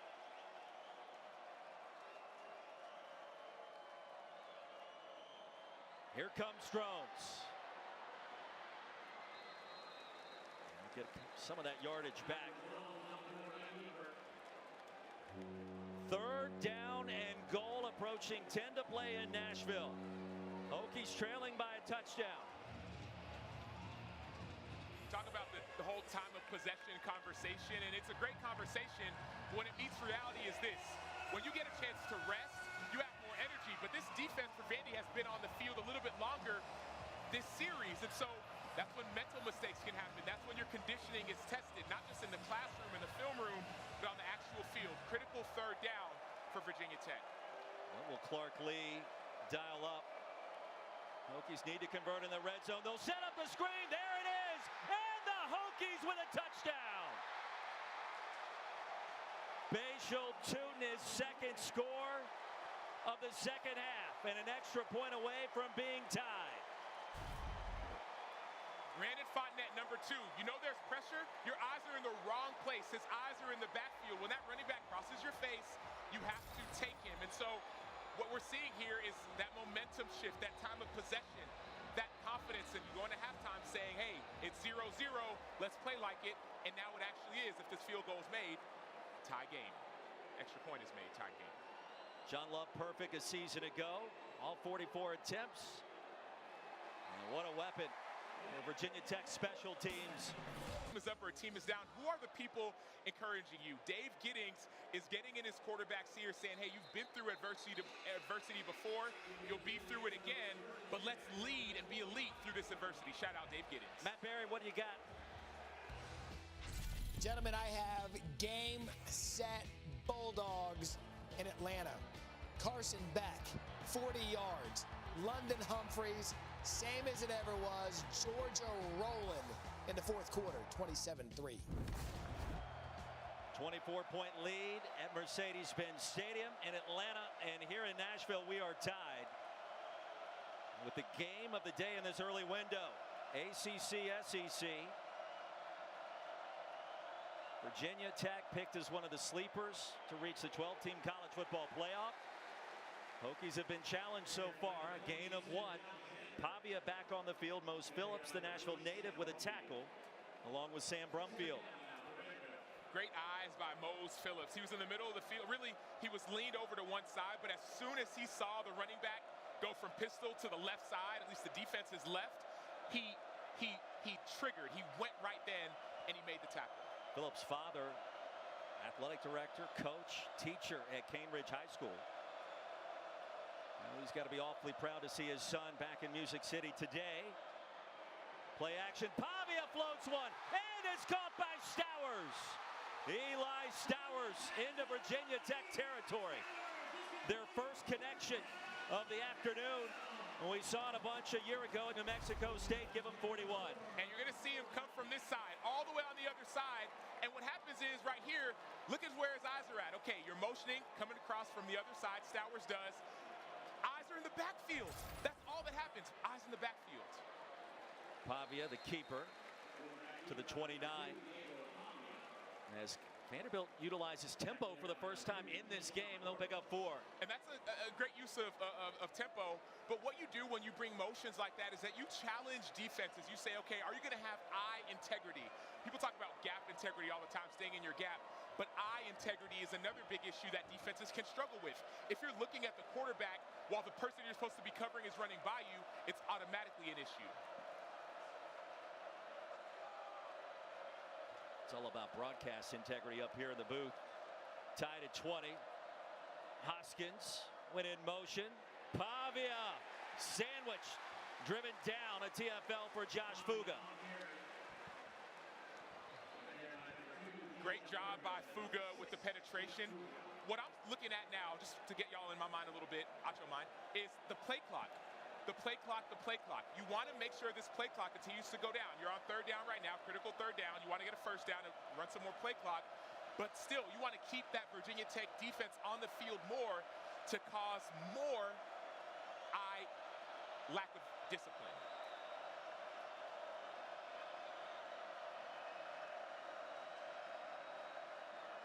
Four-man pressure. Pavia across the middle. Incomplete. Oh, and it was dropped by Skinner. He broken free right in front of Delane. 4th down. Yeah, sometimes you wonder if when receivers feel people coming near them, okay, are you worried about that hit you're about to take? Or are you worried about catching that ball? Now, Skinner's made some great plays this game. So I'm confident you say, okay, I dropped that one, I'm going to get another opportunity. Big time field goal right now, though, for Brock Taylor. Brock Taylor connected from 53 in the 3rd quarter. This attempt from 50. Center cut. And a penalty marker comes in.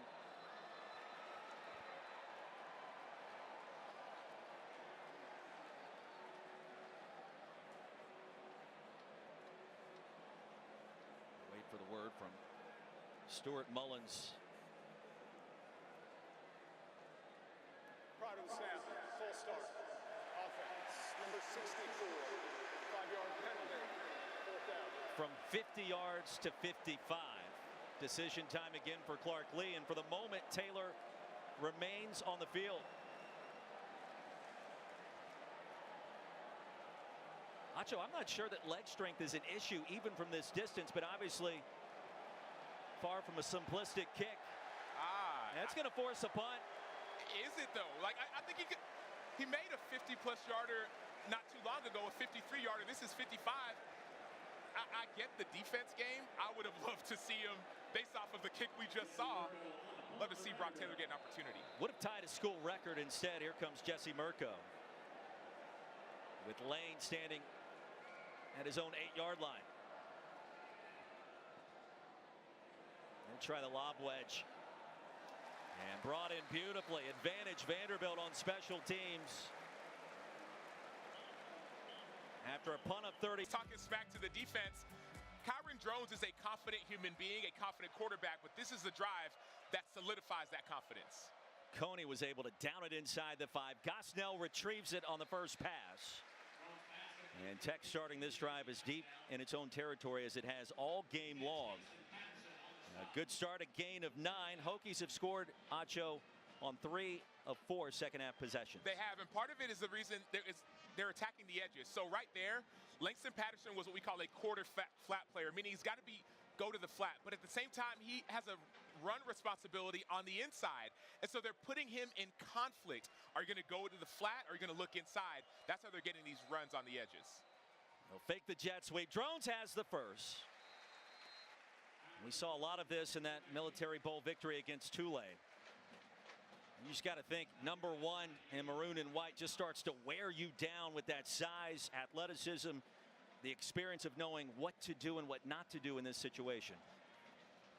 And notice who's not getting the ball, at least yet. Tootin. What does that mean for me? Hey, it means when he does, he'll have a little bit more juice. right? Okay, keep the ball in Drone's hands, work on his strength and conditioning, and then you get an opportunity to get it to the guys, the playmakers, in space. Drones on the run. Pass is caught by Stephen Gosnell. Another Virginia Tech first down, 21 more yards.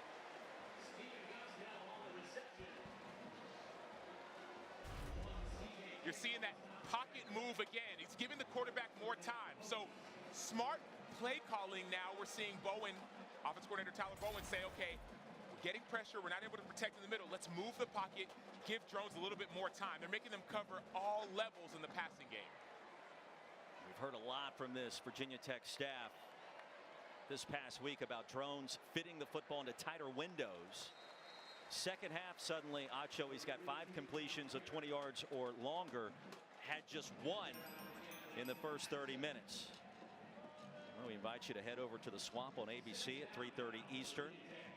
Here we'll send you down to Austin, 40 acres there, where Colorado State comes to town to battle Quint Ewers and the Longhorns. And then later tonight, the debut of one Kalen DeBoer against Western Kentucky. How great, by the way, was it to see Nick Saban on game day this morning? Like there's a presence, and he had some interesting words as well.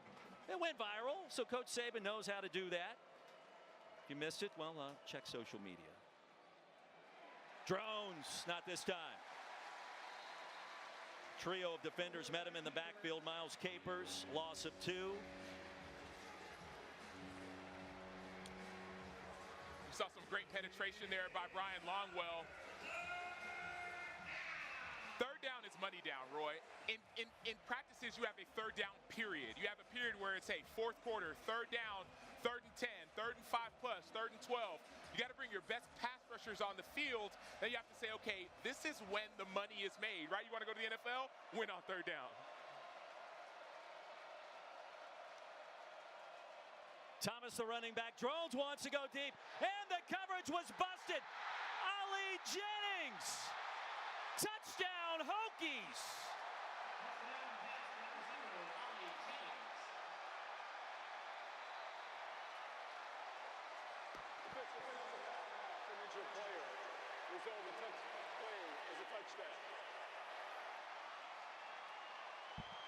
The first lead of the game for Virginia Tech. This is the player that Hokies fans have been waiting for. He saw a little hitch by Kyron Drones. That caused the defender to stop. Well, Ali Jennings spent 2 years at Old Dominion before transferring to Virginia Tech last year. While at ODU, he had back-to-back 900-plus yard games. Played really well week 1 last year, 72 yards, 2 touchdowns. Got injured in week 2. Hokie fans have been excited for him to return to this lineup. We talked about playmakers making plays. That's what we mean.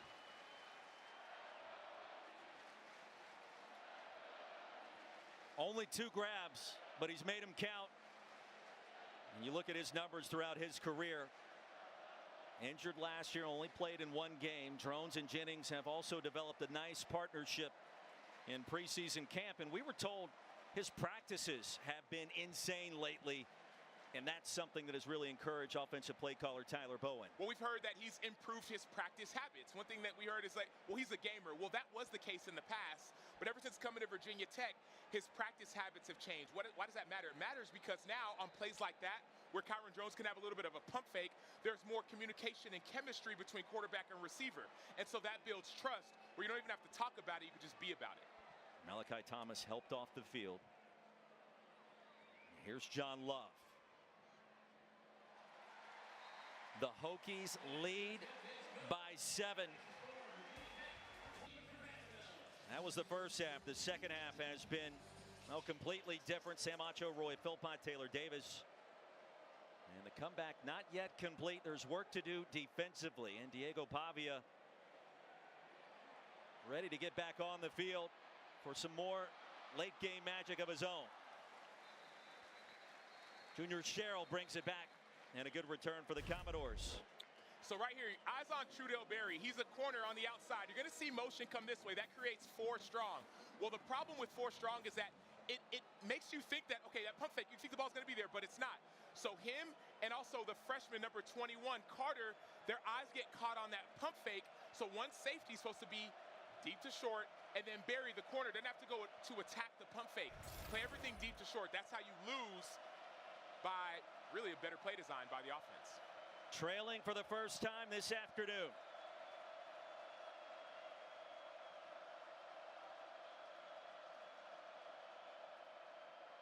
Pavia escapes and brought down at the 31. Diego with just 2 completions in this half, and the Vanderbilt passing game has been missing. Well, the Virginia Tech pass rush has been found. We saw APR, Antoine Powell-Ryland, with the beautiful spin move, but then Aeneas Peebles as well pushing the pocket. That's called 2 rushing as 1. So even though the spin move wasn't clean, it was pretty enough, and then Peebles didn't allow a B-gap escape. That's right through the tackle and the guard on the offensive side of the ball. Commodores do have all 3 timeouts to work with. Pavia rolls to his left. That'll be a first down, a little bit more. So the drive begins. Junior Sherrill, the nifty move along the far side, give him 16. Yeah, Keontae Jackson with with the missed tackle. Great toe tapping by Sherrill. He's on the sideline. Let the defender go by you. Gain a few extra yards. No rush. 3 minutes left. All you need is a score.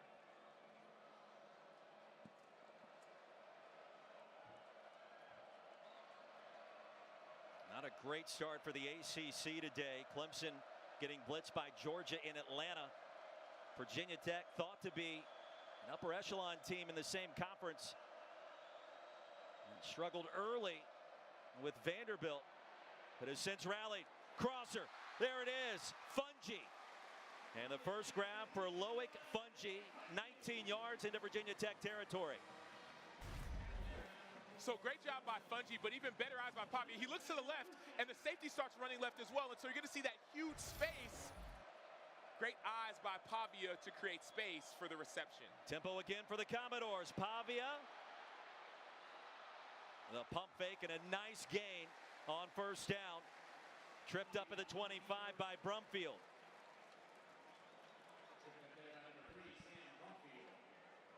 This is when your conditioning matters. It's the 4th quarter. It's hot. You've been on the field a lot. This is when everything that you do in the offseason, in spring, in fall camp, all of it matters now. Approaching the 2-minute timeout movement. Here come the flags.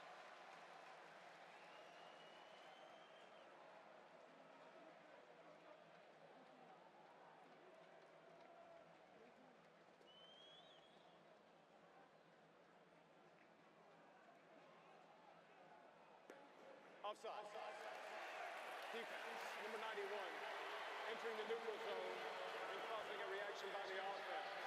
That 5-yard penalty results. Wilfred Pinay crossing the line, Sam. And what was interesting about this is that they rotated 4 new defensive linemen into the game. And so you see Pinay right there in the middle, he jumps. Well, you want your main guys out here at this time, but with the heat, you have to do some rotation. So Pinay not being out there as much isn't as used to the snap count.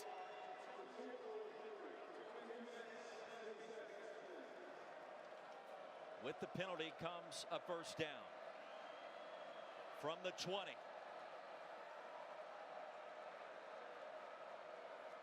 Clock is reset to 2:03.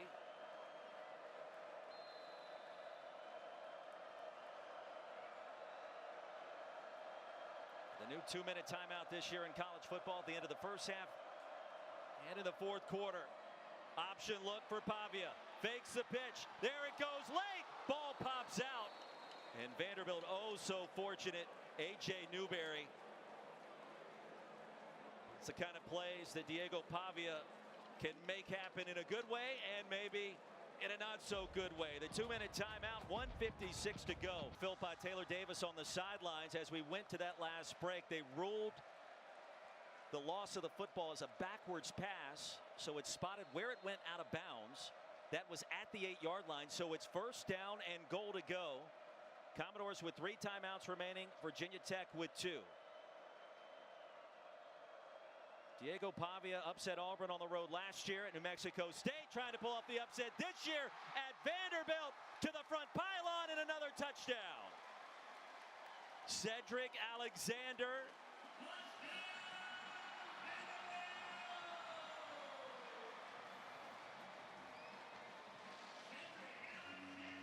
Brock Taylor trots on the field for what we think will be the potential game-tying extra point. Roy, you can't coach that.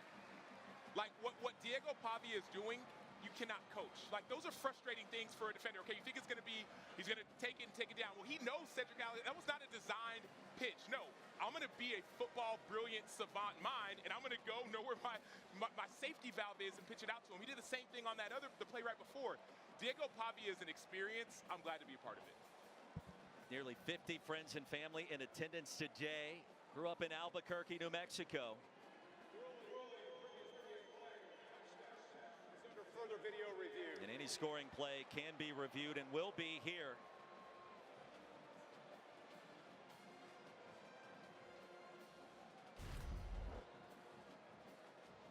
So the frustrating part about this, not designed by any means, but he pitches it out. To me, it looks as if that Cedric Alexander gets the ball past the pylon, and I like the moves as well. Keep it up. We got cheering. But it was clearly behind the line of scrimmage, so that's a non-issue. Yeah, and let's see that right foot looks in bounds, and the ball's on his inside hand, and so it's not undisputable to be able to turn it to the other side. But part of my point is that Pavia, that was not a design play. That was almost like a backyard football play. Meaning, okay, Pavia sees a huge B gap. We talked about it. There's that pylon cam. Huge B gap. I'm going to escape through the B gap, and I'm going to know where my friend is and pitch it out to him. That's extreme level trust from quarterback to running back, and also extreme level trust from quarterback to receiver. Talk about playing free. Talk about having joy. To me, Pavia's been impressive. Kelly Lawson trying to prevent that touchdown coming right into your kitchen. After further review, ruling on the field stands. Touchdown. Clark Lee given an extra moment to think about whether or not he wants to go for two. Taylor remains on the field. And Lawson, an early week 1 greeting. I love pylon cam. Smart play by Alexander not extending the ball out as well, because oftentimes young players make that mistake. You send the ball out, ball pops out and fumble. Smart play. His second touchdown of the game. Virginia Tech jumped off sides for a moment. And the all-important PAT up and good, and we are tied. 1:51 to go. Cam Ward's playing football at Incarnate Word, last year at Washington State, and now at the U, the preseason player of the year in the Atlantic Coast Conference.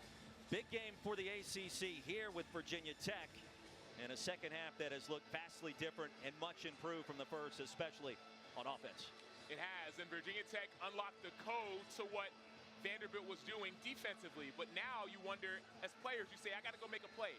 Well, Clark Lee, the head coach for Vanderbilt, took over defensive play calling duties. And so this is when you have to understand who you are as a coordinator. It looks great in the first half. How are we going to stop them in the second? Because they haven't been able to so far. Kyron Drones back on the field. 5 for his last 5 through the air, 147 yards and 2 touchdowns. And he experienced a drop right before that from Aiden Green, the most improved player in spring practice in Blacksburg. Now in a tie game, this is where number 1 in white and maroon should excel. It is, and 2-minute situation. Oftentimes offenses will start with a screen play. Now it's 0-0, right? 27-27. You don't have to force or press anything, but you have 2 timeouts. You can run the ball, get first down. The clock will stop after your first down. You have no need to be in a rush right now.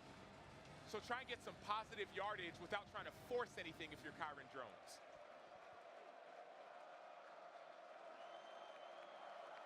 Capacity crowd at First Bank Stadium.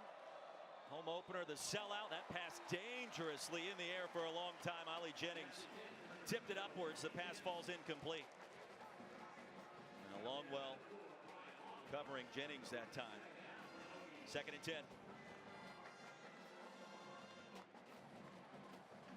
Acho, we were told in the first half that we started turning away Vanderbilt students in the student section. They were piling in droves. A great crowd on hand from Blacksburg.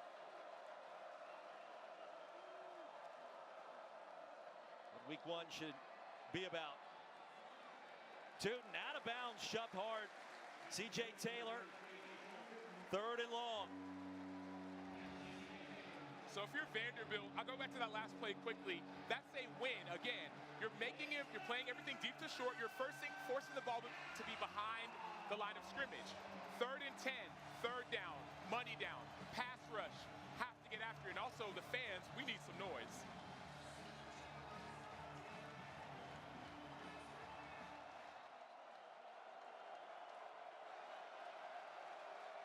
Hokies need 10 in a tie game.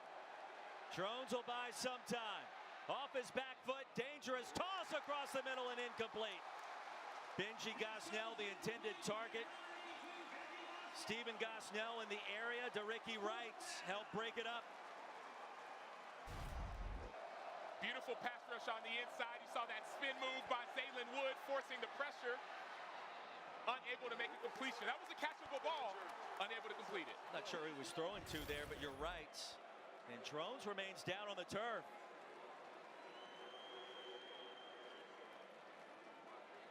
Well, how about the 3-and-out force by the Vanderbilt defense after 3 straight scoring drives by Virginia Tech?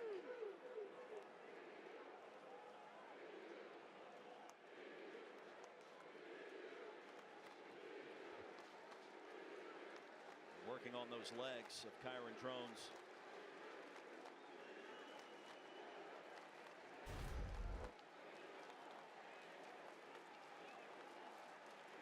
Was not hit. There was no contact. You can see just looking at that right leg for a moment. And now on his feet. And with that heat, sometimes you look at cramping that can happen with not that heat, with this heat. And Kyron Drones has had the ball in his hand a lot. Yes, he's the quarterback, but early in the game, he was running the ball. Even this series, he's been moving around a lot. So we talk about that hydration and that heat. This would be a great time if you can get a stop defensively to get your wind back, get your hydration back. Before you do any of that, got to be good on special teams and good on defense. Peter Moore back on the field.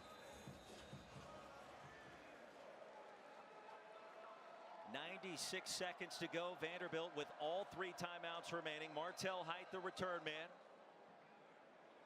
And a beautiful spiraling punt by Moore. Here goes Height to the edge and back inside. Outstanding field position for the Commodores. A punt of 49. Acho a return of 21.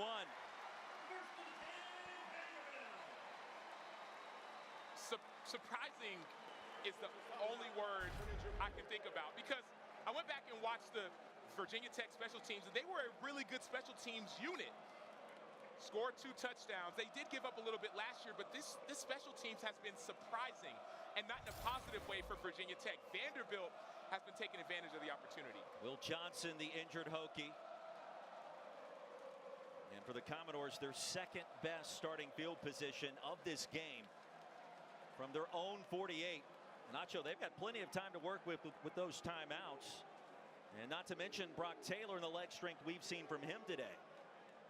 And not to mention as well the practice we went to. So Taylor went to practice on Thursday and watched this team. Roy, you and I went to practice yesterday, and what did we all see? We saw them working on situational football. They had this loudspeaker deal that he was saying, okay, we're in this situation. Let's say it's a tie game and we have no timeouts or 3 timeouts. What are we going to do? Let's say we're losing. What are we going to do? How are we going to work on situations? That's what Clark Lee brings to this team. Mind you, he played at Vanderbilt, so he gets it. But this is what we saw this team work on, situational football. Johnson requiring some extra attention. Redshirt junior from Maryland. And a reminder, Labor Day weekend continues. ESPN, ABC, our college football lineup. Coming up next, Miami and Florida from the Swamp. First meeting there since 08. Notre Dame, Texas A&M tonight. The top 20 showdown from Kyle Field in College Station. Tomorrow night in primetime, USC LSU live from Vegas at 7:30 Eastern on ABC. Monday night, we'll cap it off. Florida State, Boston College, right here on ESPN at 7:30 Eastern. Bill O'Brien back in college football. Mike Norvell, something to say about what happened in week 0 in Dublin. And Johnson helped to his feet and will be carted off.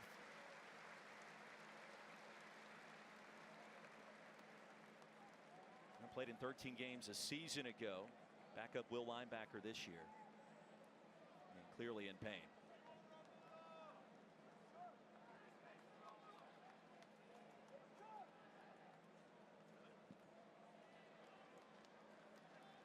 scenes that anyone doesn't love to see. As a former player, hate to see it as well. Praying for Will as he goes to the tunnel. For Clark Lee, he made the decision this offseason to take over the defensive play calling duties, to bring in an entirely new offensive system from New Mexico State. And this young man, Diego Pavia, engineered the upset a year ago on the plains of Auburn. That was at New Mexico State.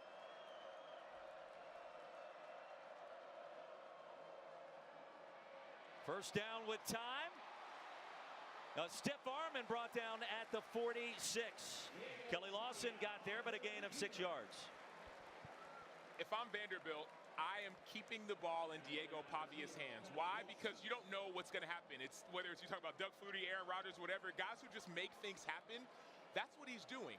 The patience and the poise that he's showing. He's flashing the ball out, which you could argue is dangerous, but he's doing it for a purpose in order to gain extra yards, get in field position. Commodores want to get it inside the 33 to give Taylor a shot. Pavia again will fake the toss outside. Pavia with a first down. Commodores in field goal range already. Talk about eye discipline again. So this one is designed right there. You come up, you fake it. All of a sudden, 18 widens out. Pavia is being a little bit dangerous with the ball, but you have to trust yourself, and he's showing a lot of trust. Coaches are as well. Vanderbilt with 3 timeouts, all 3 remaining. That clock now under 30 seconds. Precious time ticking away. Alexander straight ahead to the 30-yard line. From here, Acho, a 47-yard field goal attempt. Brumfield made the tackle. 15 seconds to go, and here's a timeout. Talked about the trust that Coach Clark Lee said he has in Brock Taylor. Vanderbilt, their first of the half. 30-second timeout. Please reset the game clock to 16 seconds. 16, please. He mentioned that he's confident with him with the ball at the 30-yard line. Right now, the ball's at the 30-yard line. But now the question remains, what more do you need to do? Protect the football, but I'm trusting that offensive line.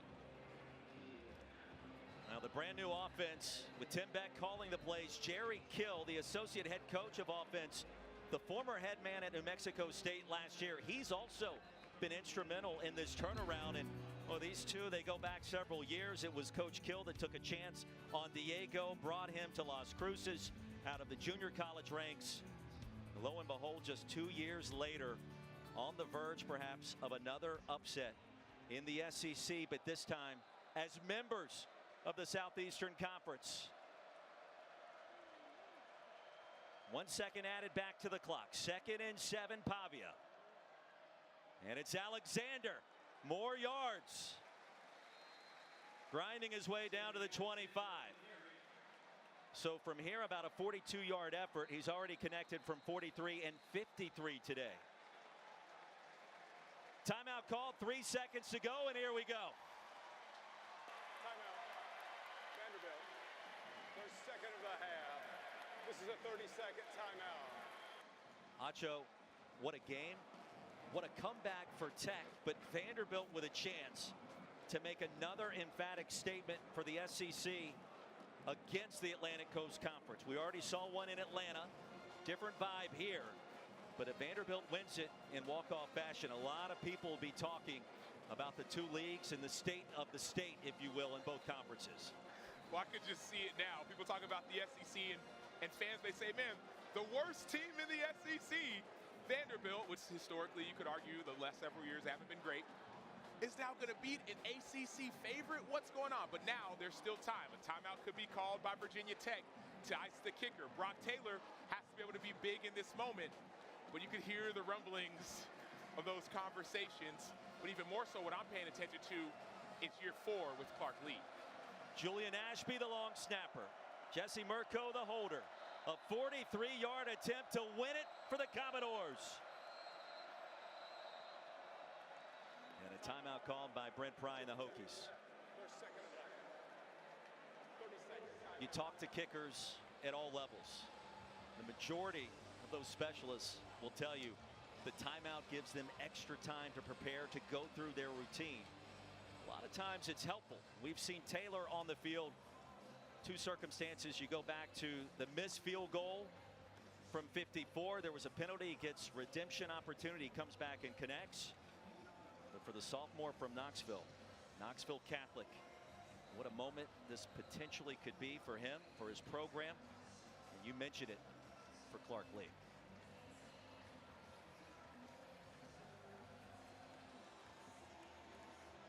One thing I love seeing, Roy, and I don't know if we all saw it, but the head tap from head coach to kicker, showing a level of trust. For the win from 43.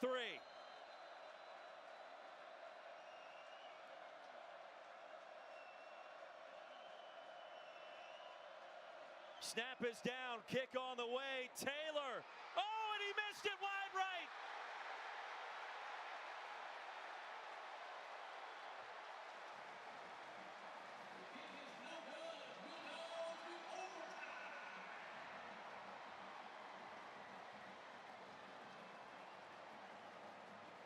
Play contest at that juncture. Vanderbilt with the ball first from the Tech 25. What a start, week 1, ACC, SEC, the game of the day in the first window.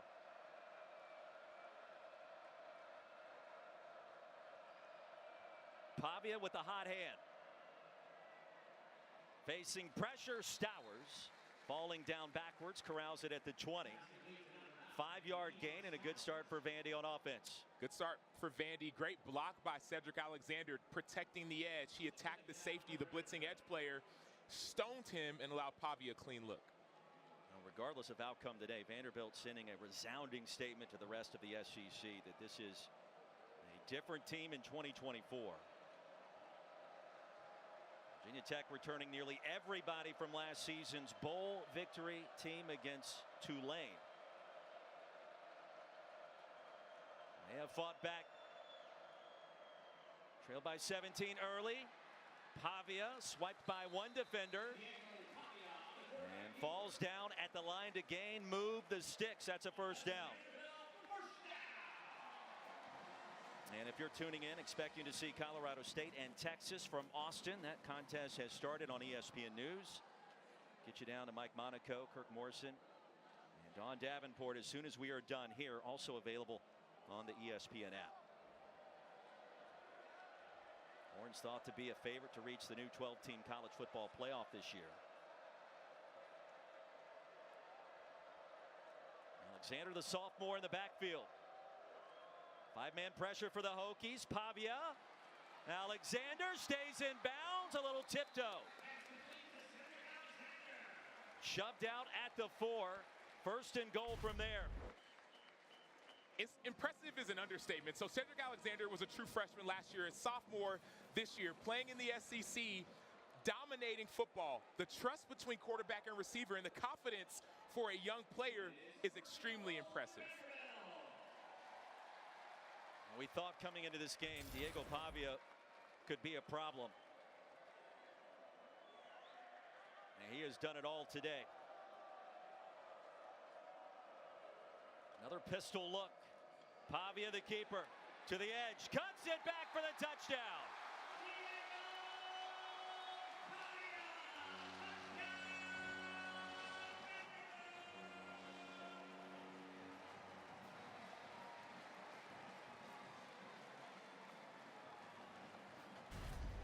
So I want to pay attention to Eli Stowers. Smart football. He's going to come around, and he could easily make a block in the back, but he's not. Watch him as he goes around here. So he's going to go around. If you very end, could have been a block in the back, but his hands go back. That penalty could be penalty that he avoided. Are those little tiny things that you go back and watch in the film room and say, thank you for being a smart football player. All important extra point coming from Brock Taylor. Just missed the potential game winner moments ago from 43 yards out.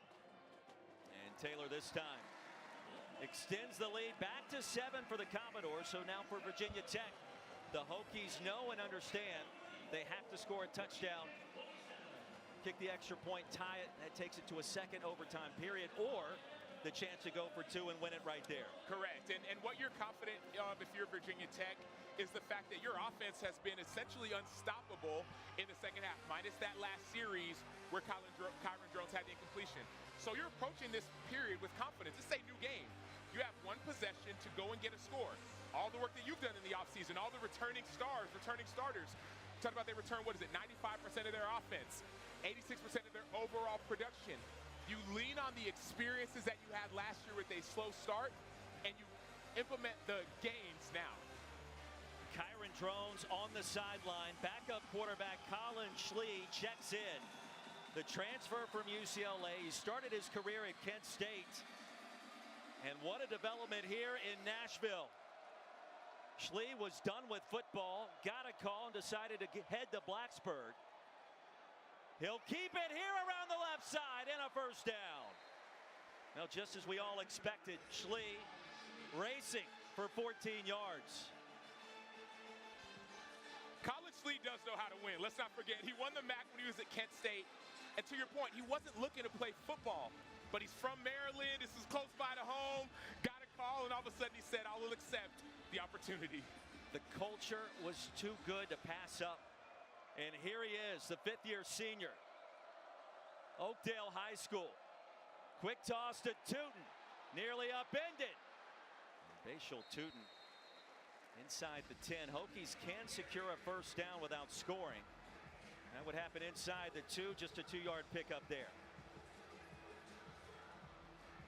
Tootin's jogging off the field, but Kyron Drones is coming back in now. Man, this dude's tough. Malachi Thomas, the running back.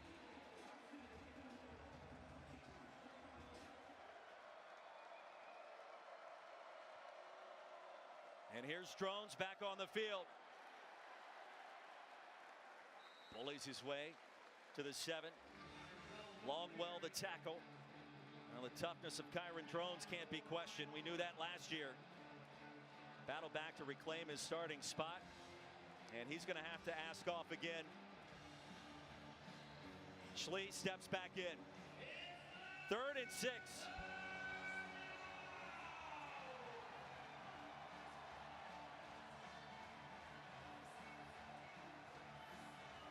Hokies need a touchdown.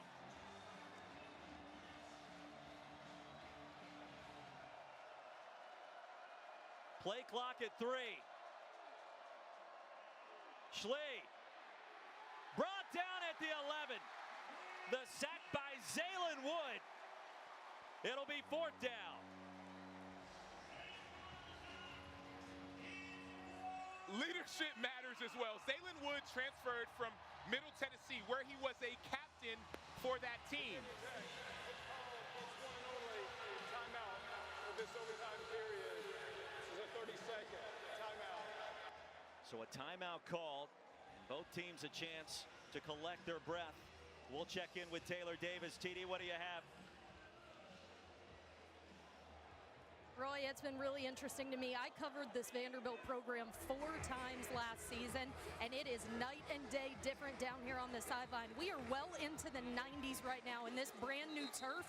The heat is substantial, but from strength and conditioning perspective, energy, understanding down here on the sideline, what Coach Lee and staff put into place, they're already showing in week 1.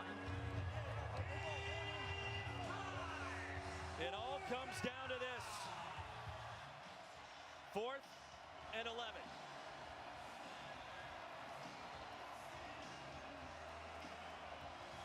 See Colin Schlee holding his ears. He's got that in-helmet communication. See that green dot on the back of his helmet. So we can hear from offensive coordinator Tyler Bowen. But it's one thing to hear it, another thing to execute it. Colin Schlee has another opportunity to show what he can do in crunch time. Hokies need either a first down or a touchdown. And without a penalty, this game will be over. And the Commodores utilize a timeout.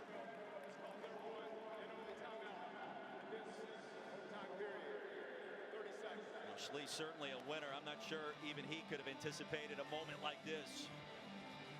12-team playoff era, every loss, of course, significant, but not as dire if you come back and win your conference. The ACC gets an automatic bid, so if you're a fan of the Hokies, I get it. You're disappointed if you can't come back and win this game.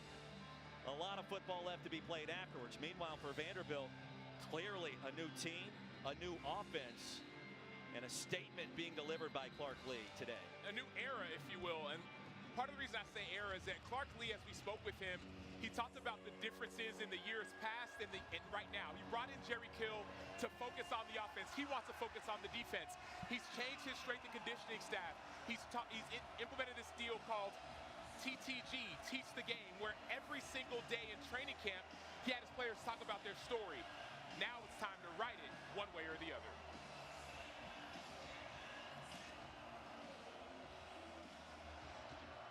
Fourth down. Pocket is there for Schlee. He'll buy some time. Heave it to the end zone at the back, and it's incomplete. And the ball game is over. Vanderbilt